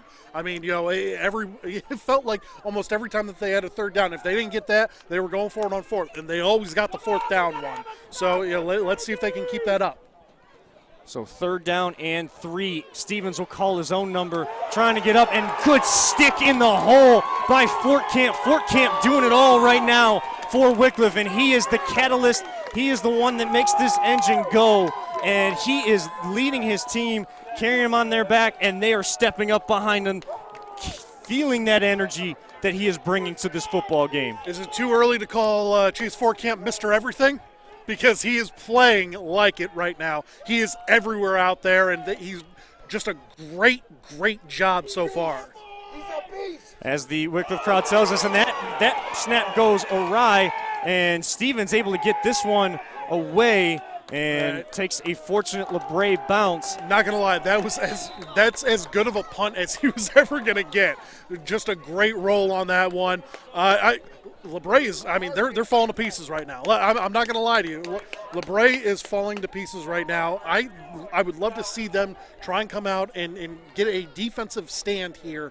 If you are LaBrae, the Vikings, they need this stand right here, because I'm telling you right now, if you give up another touchdown real quick, we could see this getting out of hand. So Wycliffe will come out 1st and 10 at their own 33-yard line, with 2 touchdowns already on the board from Chase Fort Camp. And as the Wycliffe crowd looks at us, they call him the heartbeat on this team, and he truly is right now. Balla will call his own number on this carry and get a couple yards over the 35 out to the 36, so a gain of 3, 2nd and 7. So much has happened already in this second half, and we've only had 4 minutes go off the clock so far, Paulus. Yeah, only 4 minutes. At this point in time in the first half, we would have probably been done with the first quarter. You know, this is unbelievable. As you may hear, the Wycliffe percussion line, the well-known Wycliffe percussion line here at Wycliffe High School, trying to get the crowd fired up here early in the 3rd quarter as well. Fort Camp has this ball, and he's got turf in front of him. Someone trying to catch him from behind, and they are able to do so. But Fort Camp is just carrying this ball. He is seeing the hole. He is hitting it with confidence this half. And another 1st down for Wycliffe inside Viking territory at the Viking 33-yard line. This looks like a completely different team than what we saw in the first half. Whatever the Wycliffe coaching staff told them, I mean, kudos to them, because they are coming out and they are balling right now this half. So 1st and 10. Balla in the pistol formation, kind of an offset pistol there. Fort Camp again, he's got room in front of him, making guys miss, and another 11, 12 yards on that one, down to the 22-yard line, 11 on that carry, and chains will move again, and this quick tempo Wycliffe offense has found a groove. They have found what works, and they are going for it to try to extend this lead. Fort Camp is unbelievable right now. I mean, he is literally doing everything out there on the field to get them this win. He is willing this team to victory. Fort Camp gets this carry, and he's just got guys falling off him. Even when he's slipping in that mud, he is still getting 7, 8 yards a carry like he averages on, he's averaging 14 yards a carry. He's probably up to that now. But even on the tough runs, he's still getting you 7, 8 runs on 1st down. Which is unbelievable. The fact that you're averaging 14 yards to carry, just ridiculous. So it'll be a 2nd down and 2, and with the ball spotted at their Viking 14-yard line. Snap goes to Fort Camp again, and he is the workhorse right now. And that'll bring up a 3rd down. Looks like he's only able to gain 1 on that one, so a better stand by this Viking defense. So they'll have a 3rd and 1 play. You gotta think for Coach Porcello, he's telling his guys this is 4-down territory right here. Absolutely is. I mean, you want to try and crush the will of your opponent. And let me tell you, there's nothing more soul-crushing in this world for a football team to know that they had your number in the first half, and the second half, within a couple of minutes, everything turns. Fort Camp again, no, Bella has this one, and he will carry it himself, trying to get to the end zone. Is he able to sneak it into the near pylon? And they do signal touchdown. Wickliffe is celebrating. I never really saw the hands go up by either side, Judge, but it is a touchdown run, a 13-yard touchdown run for Bella, getting his 11th on the season. And Fort Camp has gotten things started, and Wickliffe has that wing T offense that has been so potent all season long. Just a little bit more than 6 minutes gone, 21 minutes and 6 minutes when they had 0 points in 24 in the first half. 6.5 minutes. 6.5 minutes, all it took for 3 touchdowns. This team is on fire right now, and I'm telling you, if the Vikings don't get a hold of their offense to set this up, I wouldn't put it past Wickliffe to score 40 in this half. So Bolin again puts it through. He is perfect on the night, 3 for 3 on extra points. And the Blue Devils lead 21-10 over the LaBrae Vikings. And you can just see it, the attention to detail by this team. They ride with their coaching staff. Whatever was said in that locker room has ignited a fire and the heartbeat as the Wycliffe crowd continues to look back at us, getting us fired up for this game. This is what playoff football is all about, and everyone that is tuning in, we thank you so much. And we will get to we want to thank our sponsors as well. We'll get to that here in just 1 second as Bolin comes out to tee this one up. We will let you know that, of course, the presenting sponsor for CVC TV is the Ohio Center for Oral, Facial, and Implant Surgery with their doctors Keith Snyder, Don Lewis, Jill Weber, and Jacqueline Tomsick. They will specialize in dental surgery, implants, corrective jaw and facial surgery, as well as trauma reconstruction.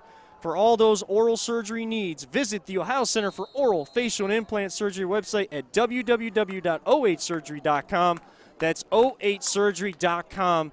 We can't thank them enough for everything they have done to help us here at the Chagrin Valley Conference to get CVC TV out to all of you tuning in each and every single week.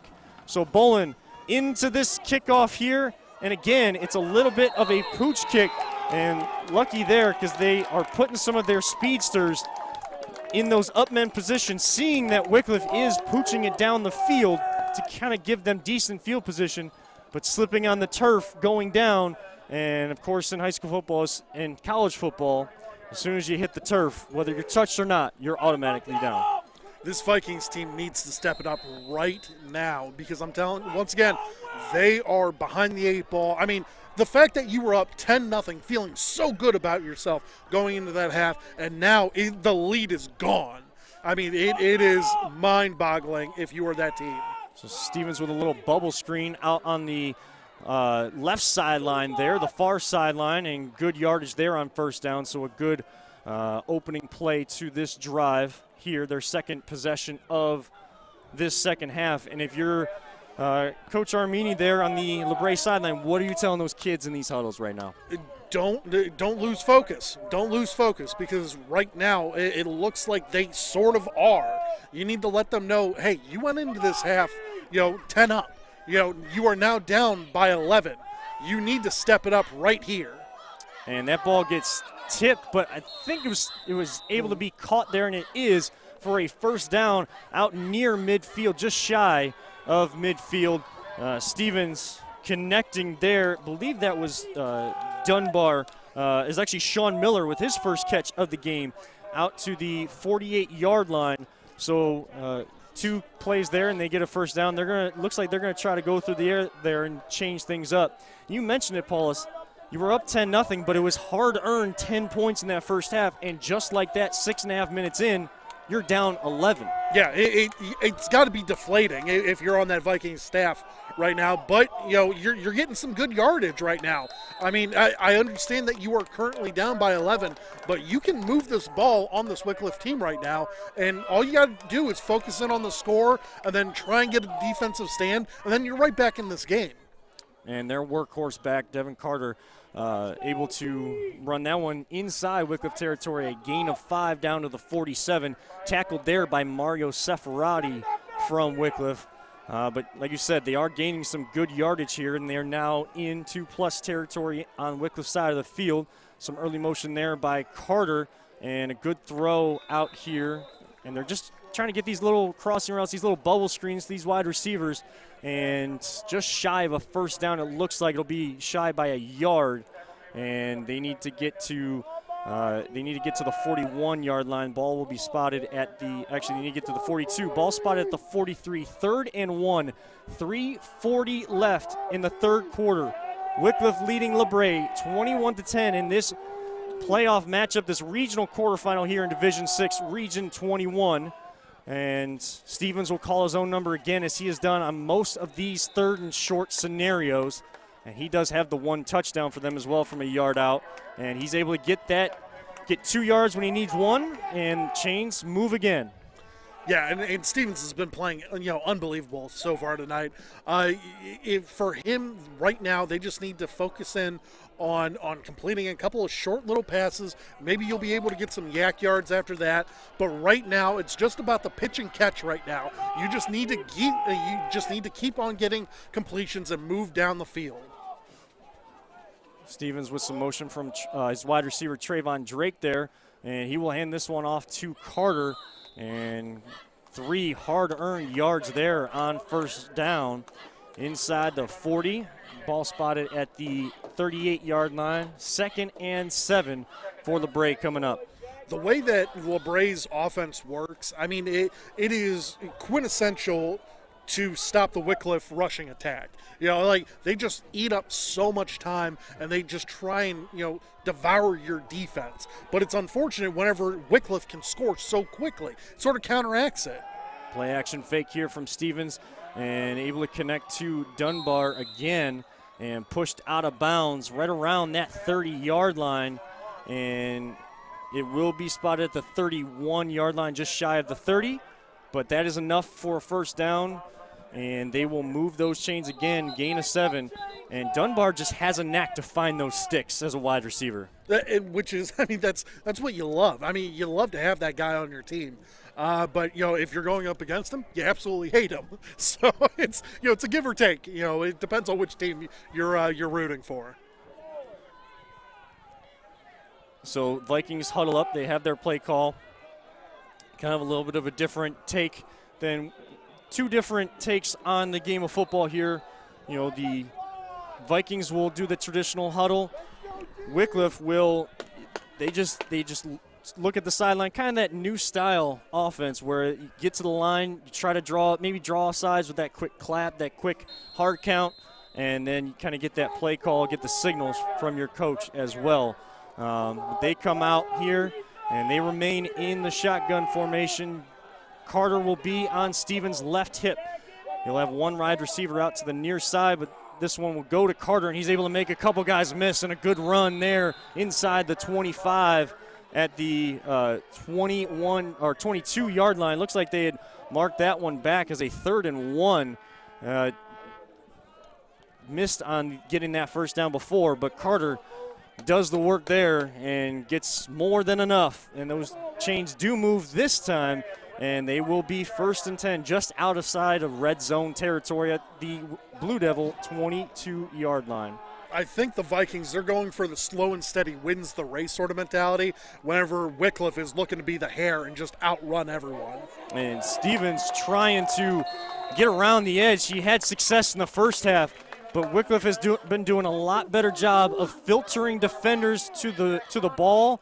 And Seferati in on that tackle. Looked like Tyler Fisher, Mikey Moon, who can barely see that number 57 on the back of his jersey. He has got all the mud. He's been in the trenches all night long doing the dirty work for the defense and that offensive line. And it is paying dividends here in the third quarter.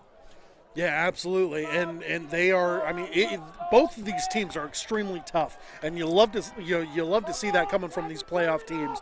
But if the Vikings, they need to score real quick. And good throw out here to Drake, who tries to get towards those sticks for a first down, and looks like he does get out of bounds. And they will mark him right at the sticks, and he is inside the 15. Side judge standing right around that 13-yard line here. as they go down to our right. And it looks like it just shy by a yard. So from 2nd and 11 to 3rd and 1. And they're keeping themselves in that 3rd and short down and distance to kind of open up that playbook and have that open for them on this drive. They absolutely are, and they're doing a great job on completing on those 3rd and shorts. Stevens trying to get it out here to Dunbar, and good grab there as Stanzak was coming in to try to pick that one off. He read it well, just a hair late there on that interception possibility. Just barely missed out on that one. Had he been a step quicker on that, he's going 96 on that one.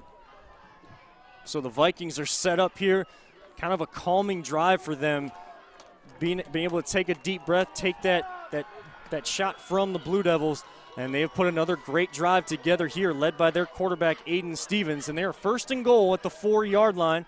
He was going to call his own number up the middle, and he gets across the goal line from 4 yards out. So he has a touchdown run of 1, a touchdown run of 4, and they count for 6 all the same. And the LaBrae Vikings get back within 1 possession, down 21-16, pending the extra point. That was a fantastic drive by LaBrae. If you are Wickliffe, all you got to do is just brush it off, realize that your rushing attack is starting to click, and if you can get a quick score, you can put this team away because LaBrae takes so long offensively to score, but if you're Wickliffe, you got to score at least one more time. And LaBrae will come out looking for the 2-point conversion to get within a field goal, and they're going to try to have a halfback pass to Aiden Stevens, or actually Ashton Dunbar was the intended target. He was kind of cutting across to the middle. That one was going out towards the back pylon, not able to convert, so they find themselves down 21-16.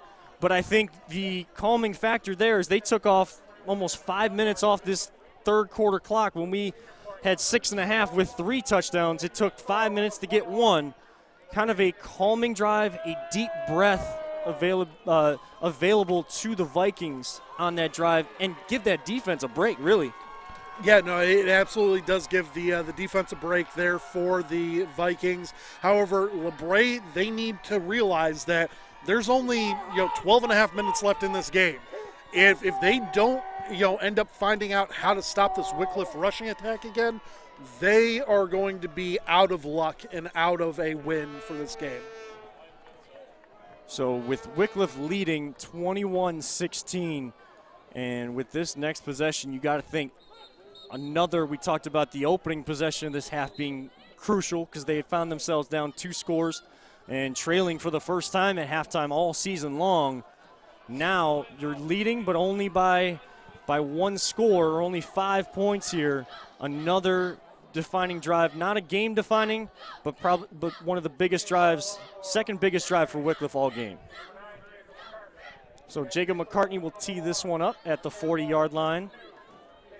Fort Camp, Bolin, Bala back deep for the Blue Devils. 39 seconds left here in the 3rd quarter. Wickliffe on top, 21-16. As that one will check up to an up man to Bolin. Looked like he had kind of come up there, and he's able to get out to the 41-yard line where he kept the legs churning, wasn't able to break free. But again, better starting field position all half long so far for Wickliffe. Bolin, Bala, Fort Camp. This is their dynamic trio that they have out there, and they are doing a fantastic job tonight. Doesn't matter where you look, special teams, offense, defense, everyone's making plays out there. Sounds like a lawyer firm or something like that, right? They always got those 3 names in there. That's right. Bala, Bolin, and Fort Camp. Get all of your wing tee offensive needs. So Bala will bring his team out, leading 21-16. Fort Camp will get this carry, using his vision to just elude tacklers and getting close to a first down. Looks like he'll be a yard short right at midfield. Needs to get over to the 49-yard line.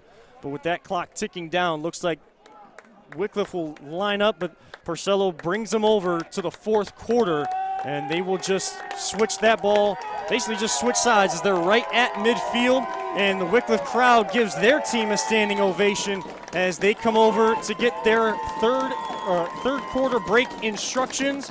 As we have hit the third quarter break here, Wycliffe leading 21-16 after trailing 10-0 at halftime. Fort Camp from 54 and 46 yards out, and Bala from 13 yards out. And then, of course, towards the end of the quarter there, Aiden Stevens able to get his second touchdown of the game from 4 yards out. Want to remind you that we want to thank our sponsors here this season, and of course, beyond our title sponsor, we also want to thank Vape Educate. Vape Educate is an online course designed to be completed by middle and high school students. However, it most certainly can be beneficial to anyone interested in learning more about e-cigarettes, vaping, and juuling. Schools are using Vape Educate as an educational program for teachers, parents, and other community members. Please visit vapeeducate.com to learn more. Vapeeducate.com. And if you want to get involved in sponsoring CVC TV and maybe even sponsoring what Paulus and I have been talking about the last few weeks, the Mr. Everything, the Mr. Do-It-All award of the game, you can always reach out to the Chagrin Valley Conference at chagrinvalleyconference.com. So the fourth quarter will start. Wickliffe 2nd and 1 at midfield. Ballard will call his own number, get the first down and more inside Viking territory at the 44-yard line. 1st and 10, and they're going to look to try to chew up some clock maybe in this quarter as well, but they're looking for that maybe one more quick strike to really take hold of this game. Yeah, Wickliffe is definitely they're looking for what's called a kill shot. They're just trying to take out this team right now. And if you're the Vikings, you got to do everything to your best ability to revert back to what you did in that first half and just box up the middle, because they're going to run it. And Fort Camp gets this carry again, and tackler's just bouncing off of him, and he's just using that vision, being very patient and getting 7-8 yards a pop on these first down runs, setting up Wickliffe ahead of the chains. What LaBrae was able to do in the first half, and especially in that first possession, that's what Wickliffe is doing right now, but they are getting bigger chunks of yardage and scoring a lot quicker than what LaBrae did in the first half. And the way that Wickliffe is doing it is by getting those chunk yards right now. But before, they were only getting 3-4 yards every pop. It's because they're starting to run down this defense. And Bala will run this one. He does get a first down, but there will be a hold on the left side of that offensive line for Wickliffe as a defender was coming in at the feet of Bala. He was able to elude him, but he was being held by one of those offensive linemen for Wickliffe. So a good drive getting going here to really get that big shot that Paulus was talking about. Now they'll be backed up 10 yards back to midfield. And instead of a first down and 10 of what Bell was able to get them on that 2nd and 3 play, it'll be 2nd and 16. Yeah, and that's a rough move. Once again, not a very smart penalty there for you. It backs you up, but you are still killing the clock. And being up 21-16, the 1-score lead there for you. You just want to eat as much clock as possible right now. So 2nd and 16, 10:24 to go in this football game. Bala will call his own number and gets some of that penalty yardage back and gets inside the 45-yard line back to almost the original line of scrimmage down to the 43. So it'll bring up a 3rd and 9 and a big third down for that LaBrae defense. Yeah, right now, if I'm Wickliffe, I'm going right with my main guy in Fort Camp. He's been your bell cow so far this half, and he's been doing everything possible to get you those first downs. Coming into this game, he's been averaging 14 yards a carry. It's 9 yards. You got to give it to him. Is this 4-down territory for Wickliffe? Yes. And Bala only able to get a few yards there down to the 40.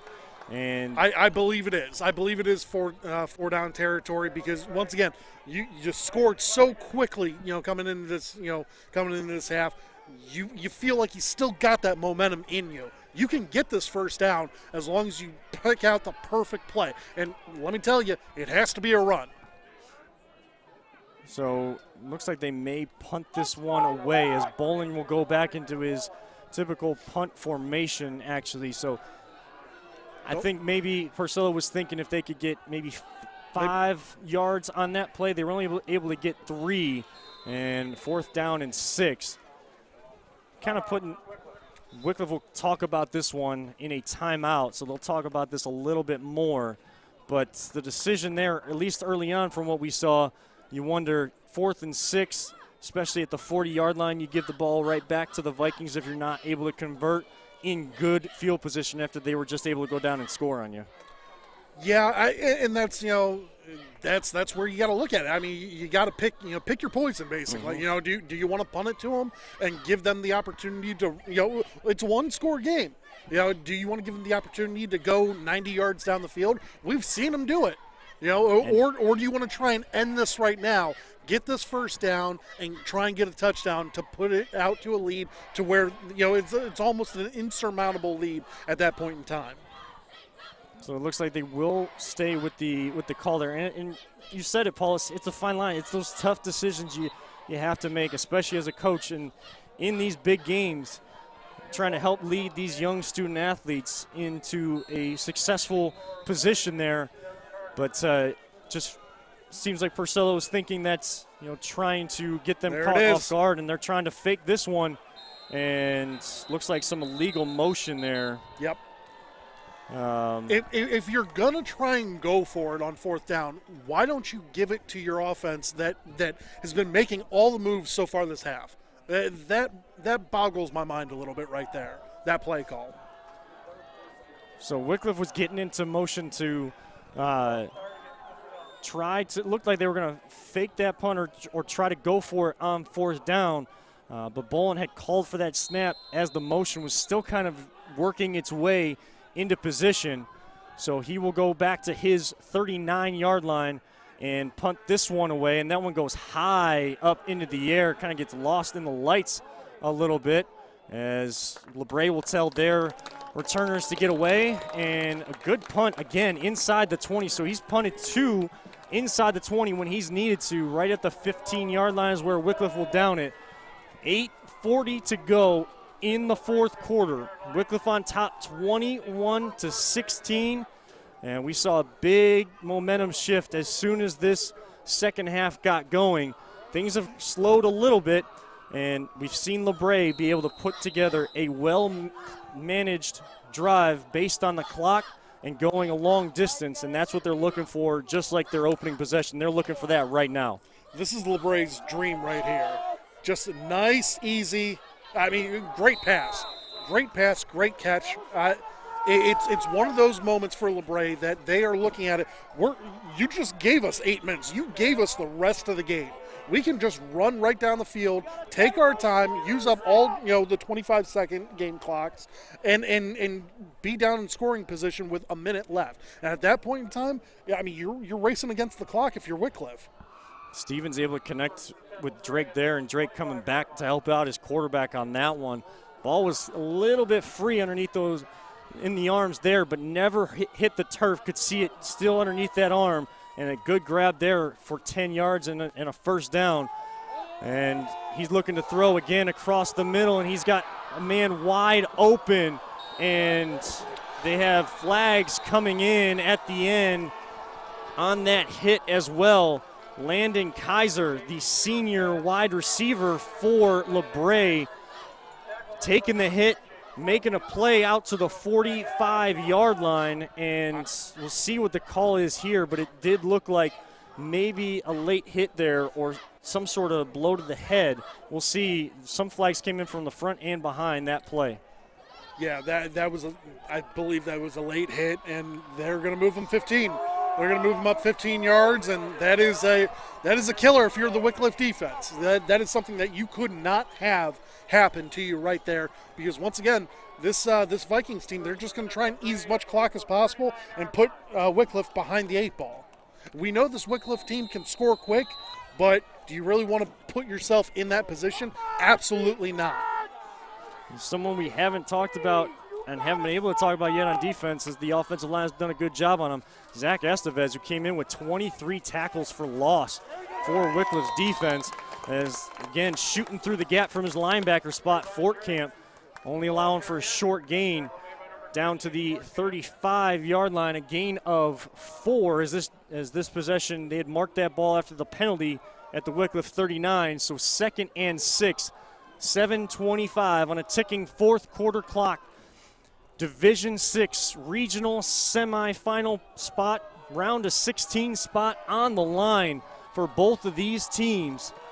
And both of these teams, of course, formerly in Division 5, Region 17. And, of course, I'm sure there was a little shrug or a little ugh sound that came out when they saw each school saw the other move to Division 6 all at the same time. And a short run there by Carter to the 32-yard line. And it'll bring up a 3rd and short as we have an injured Viking on the field. And we'll hope that he is okay and able to walk off and able to continue in this game as the medical staff quickly out to them. We'll get you that number here in a second. That was actually the ball carrier, Devin Carter, on there will be attended to. We will not make any assumptions on any sort of injury there, but trying to walk it off under the discretion of the training staff there. So 3rd and 3 for LaBrae. They are in Wickliffe territory, and you got to think this is 4-down territory, even only down 5, and you got 3 timeouts left. It's this kind of territory we've seen both teams going for it on 4th down either way. Absolutely. Both of these teams are gunslingers. both these teams are going to try and do things that they probably shouldn't do, but this is absolutely the right time to go for it, 4th down, if it were to come down to that.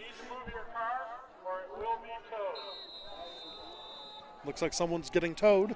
Or possibly, I don't know if lights are on or if they're in the wrong spot because of the emergency facilities. It looks like the ambulance is out there trying to get a spot here towards the gate down there at the end of the track.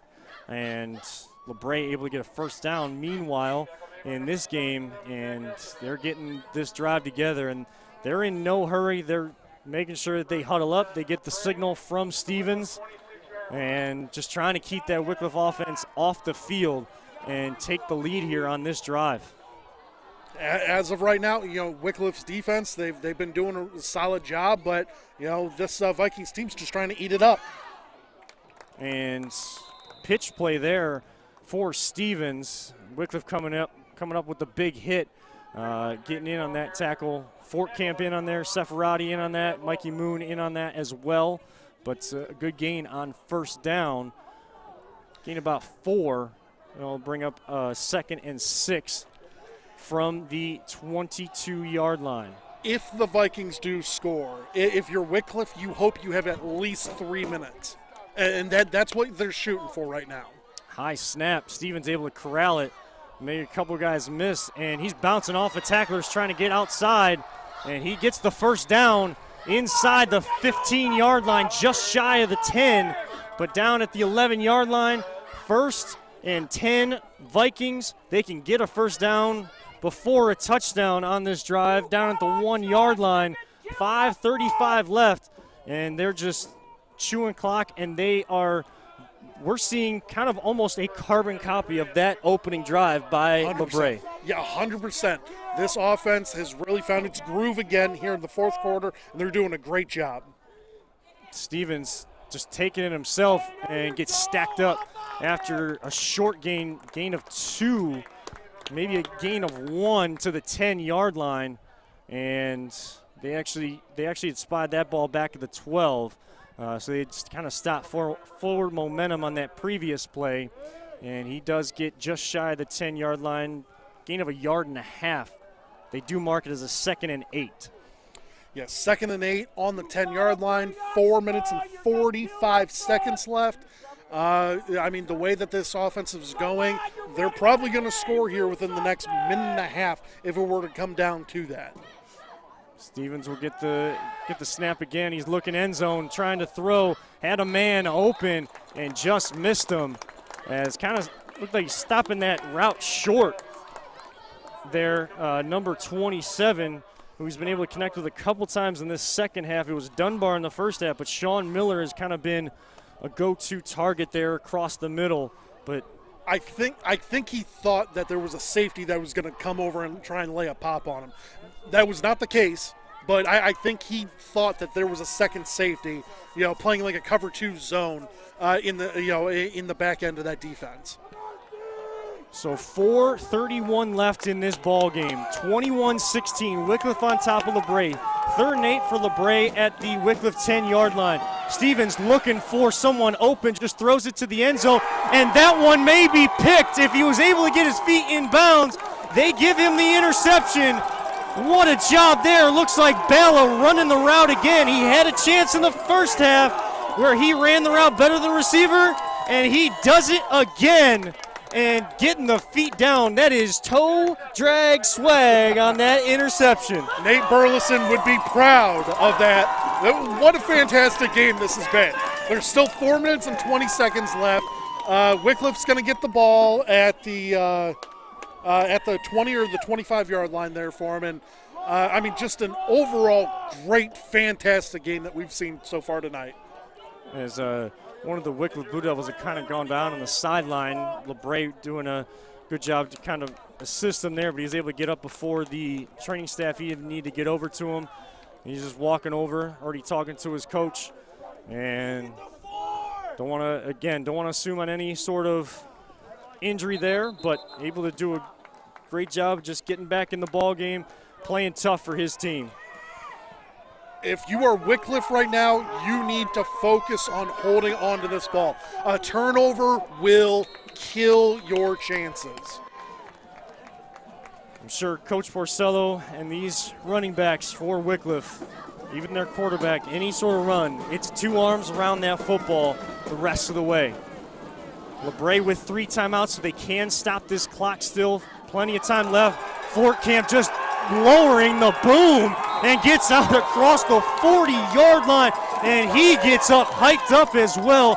He is laying the punishment. There are so many Blue Devils where they have the white numbers on the back of those uniforms, and you can't tell what those numbers are because it's mud-driven, and it's all blood, sweat, and tears out there from both squads, but especially you can see it on those darker uniforms for Wycliffe. Fort Camp has been unbelievable tonight. Once again, Mr. Everything, Mr. Beast, whatever you want to call him, he had the heartbeat. He has been unbelievable tonight. Give him the game ball for sure. So 1st and 10 at their own 41. Ballard will call his own number, trying to get outside this time, and taking a hit there, but able to gain 4 yards, just staying in bounds wisely to try to force either LaBrae to take those timeouts or keep this clock running, because they have the lead. They may want more, but the best thing that they can see is leading in this game and triple zeros on that clock. 3:15 to go, 4th quarter. This is what the playoffs are all about, and it's battle-tested teams ready to duel it out to the end.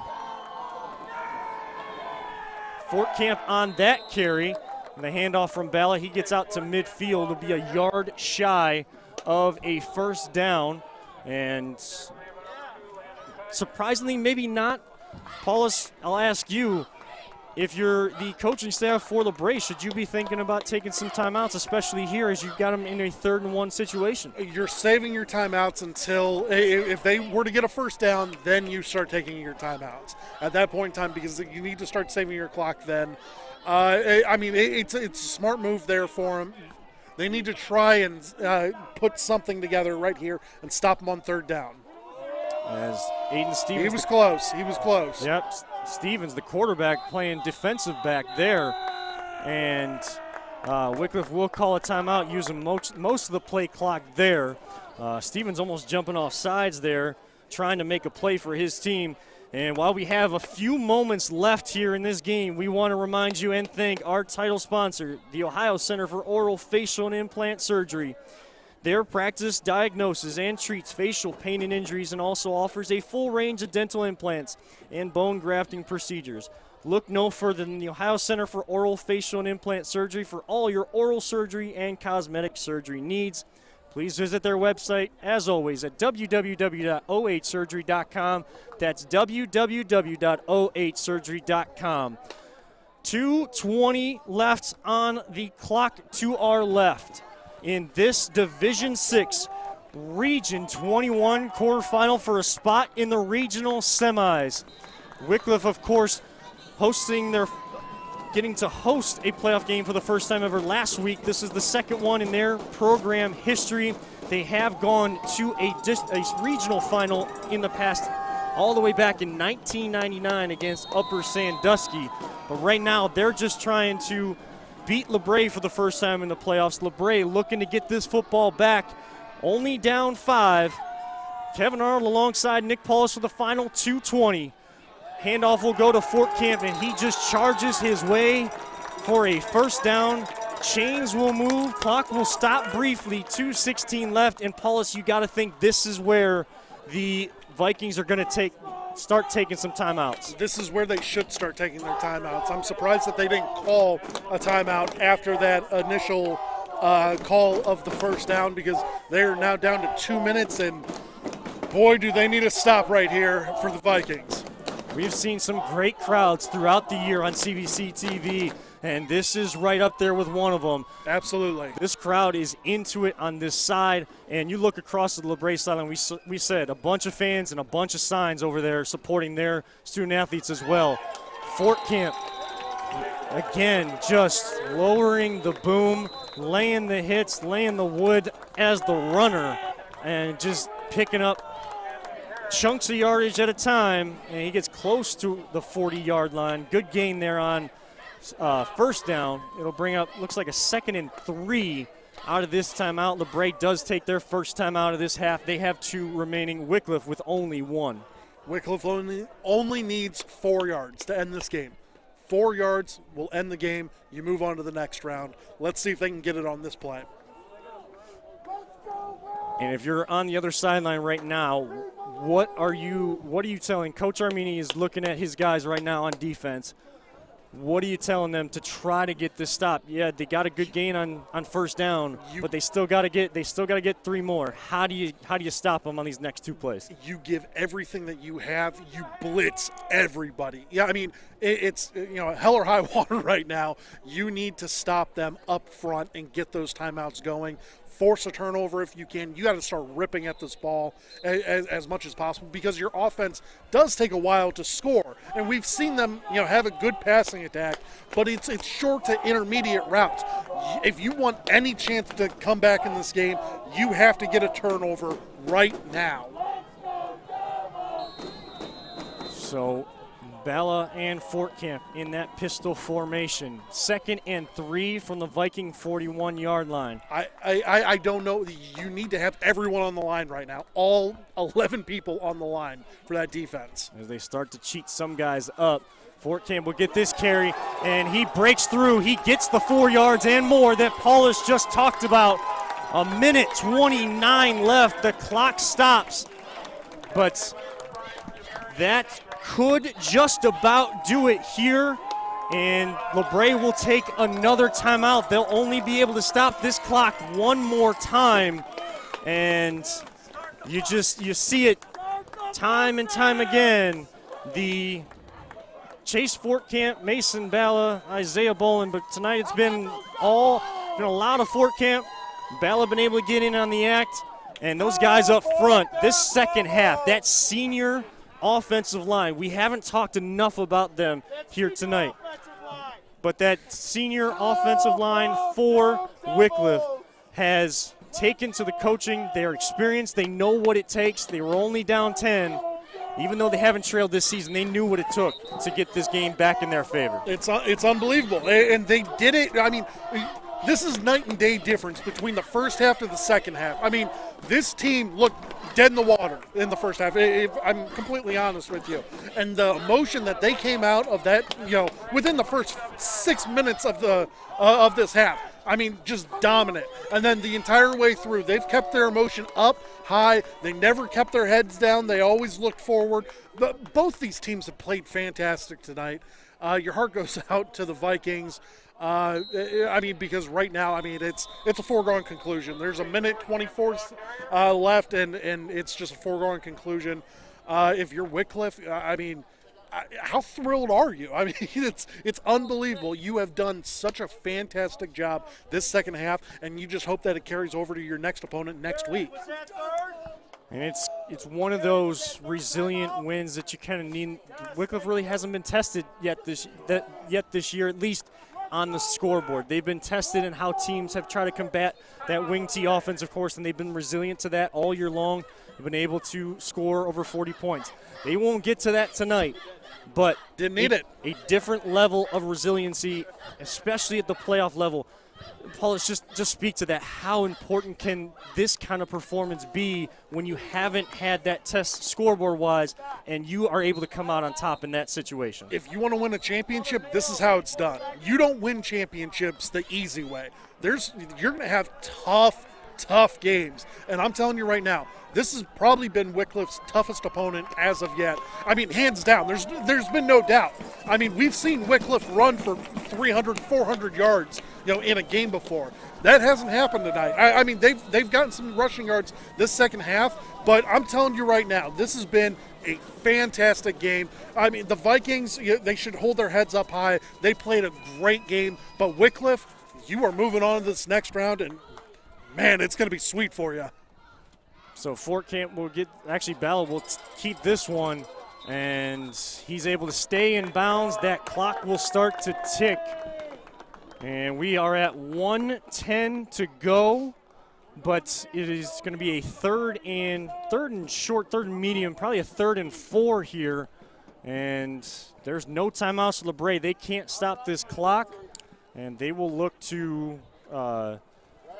they're just going to wait and take this all the way down on the play clock and take this snap with as few seconds possible in that play clock that they can right now. And they actually are looking over at their coach, kind of wondering.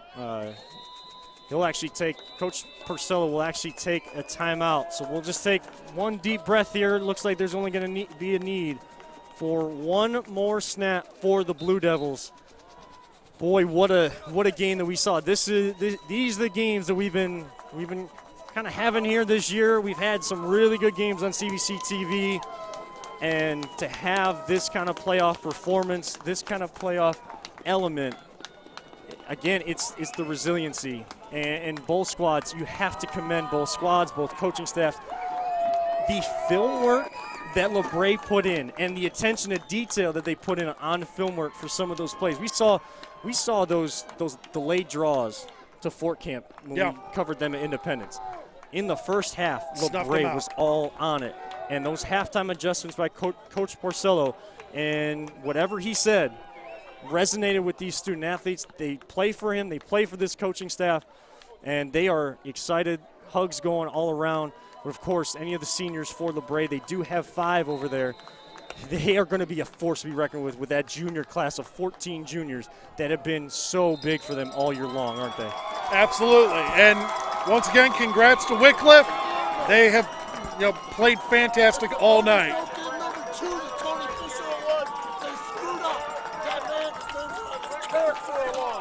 There's the Wycliffe crowd over here. And we did have some of them tell us that we were sitting in their spots, their superstitions. We know as sports fans what that all means. We are at 10 seconds. Celebrations are going. They don't have to take another snap. Wycliffe will move on in the Division VI Region 21 playoffs. They will face the winner of Creston Norwayne and Canton Central Catholic next week. And we have hit triple zeros. It is final here in Wycliffe. The Blue Devils 21. The Vikings of LaBrae, 16, and Wickliffe able to avenge those 2 losses in 2016 and 2018 to LaBrae and move on in the playoffs. And such a big moment for these fans. You see them all excited, and it is a small community, and they have come out to support this team, whether they're watching on CVC TV, they're here, they're watching on any other stream. And there are even some folks with tears in their eyes, and rightfully so. This was a well-played football game by both sides. Paulus, we'll keep it here just a little bit, and I know the band is going to share a special moment with the team, and we'll carry that here live for you on CVC TV, because you don't get to see these moments too often, and they're special moments for these smaller schools, smaller division schools. Before we do that, though, Paulus, just your thoughts. Wickliffe, I said it a couple of weeks back when we saw them. I mean, they put up 40-plus points at that point in time. Only 21 tonight, but I'm telling you, by far their toughest opponent was tonight. And this is where champions are made. I'm telling you right now, Wickliffe, you have a championship-type squad. That rushing attack, I mean, between Bala, Forkamp, no doubt, championship-type squad right there. So let's throw it to the Wycliffe High School Swing Band as the football team will sing the alma mater and the band plays.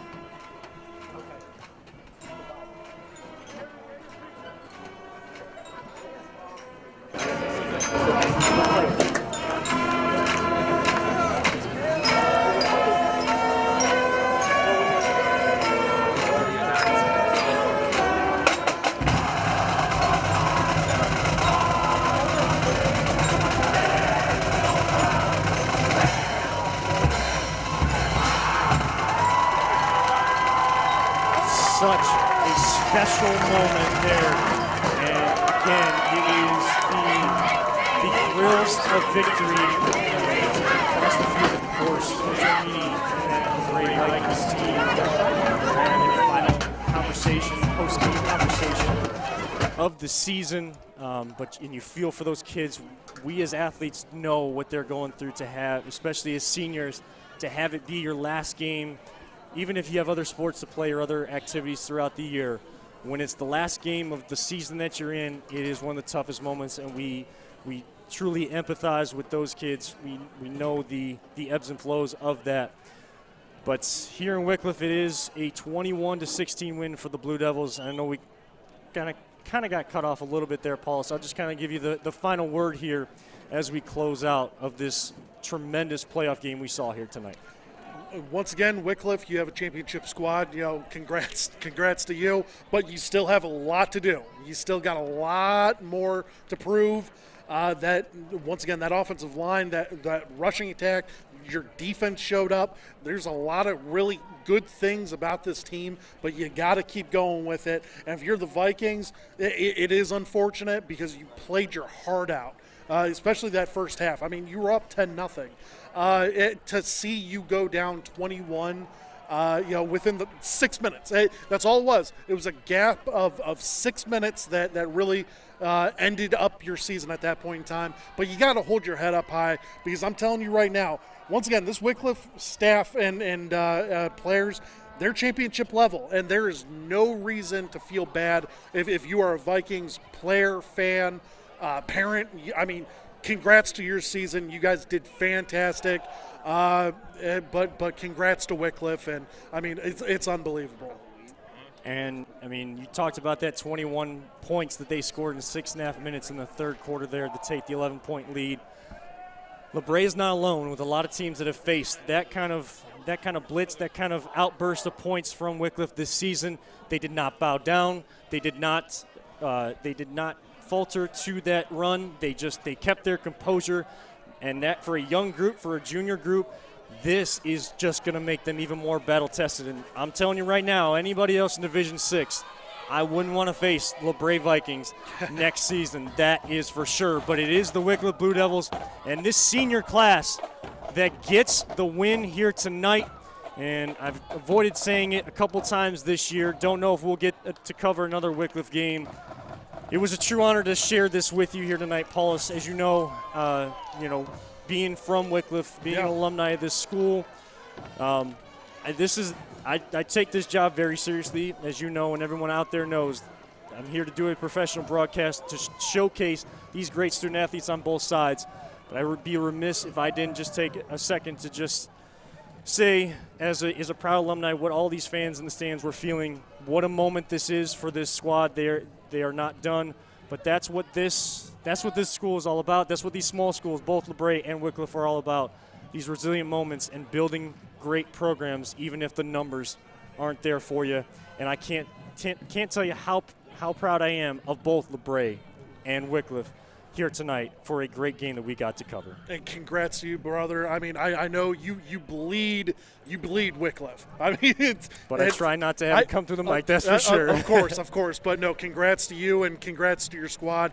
Fantastic all the way through. Once again, championship. It's there for you. And so Wycliffe will move on. LaBrae, unfortunately, their season ends, but a great game between all of them. So as we close out here tonight, your final from Alumni Memorial Stadium here in Wycliffe, Ohio. Wycliffe 21, LaBrae 16 for Nick Paulus. Our production crew, Jim Wagner, Peter Tellep, and our camera operators, Jacob Tellep and Mike Allen. We can't thank you guys enough for all that you guys do to get these broadcasts going.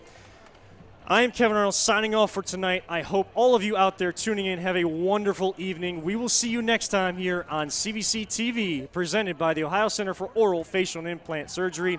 Have a great night, everybody.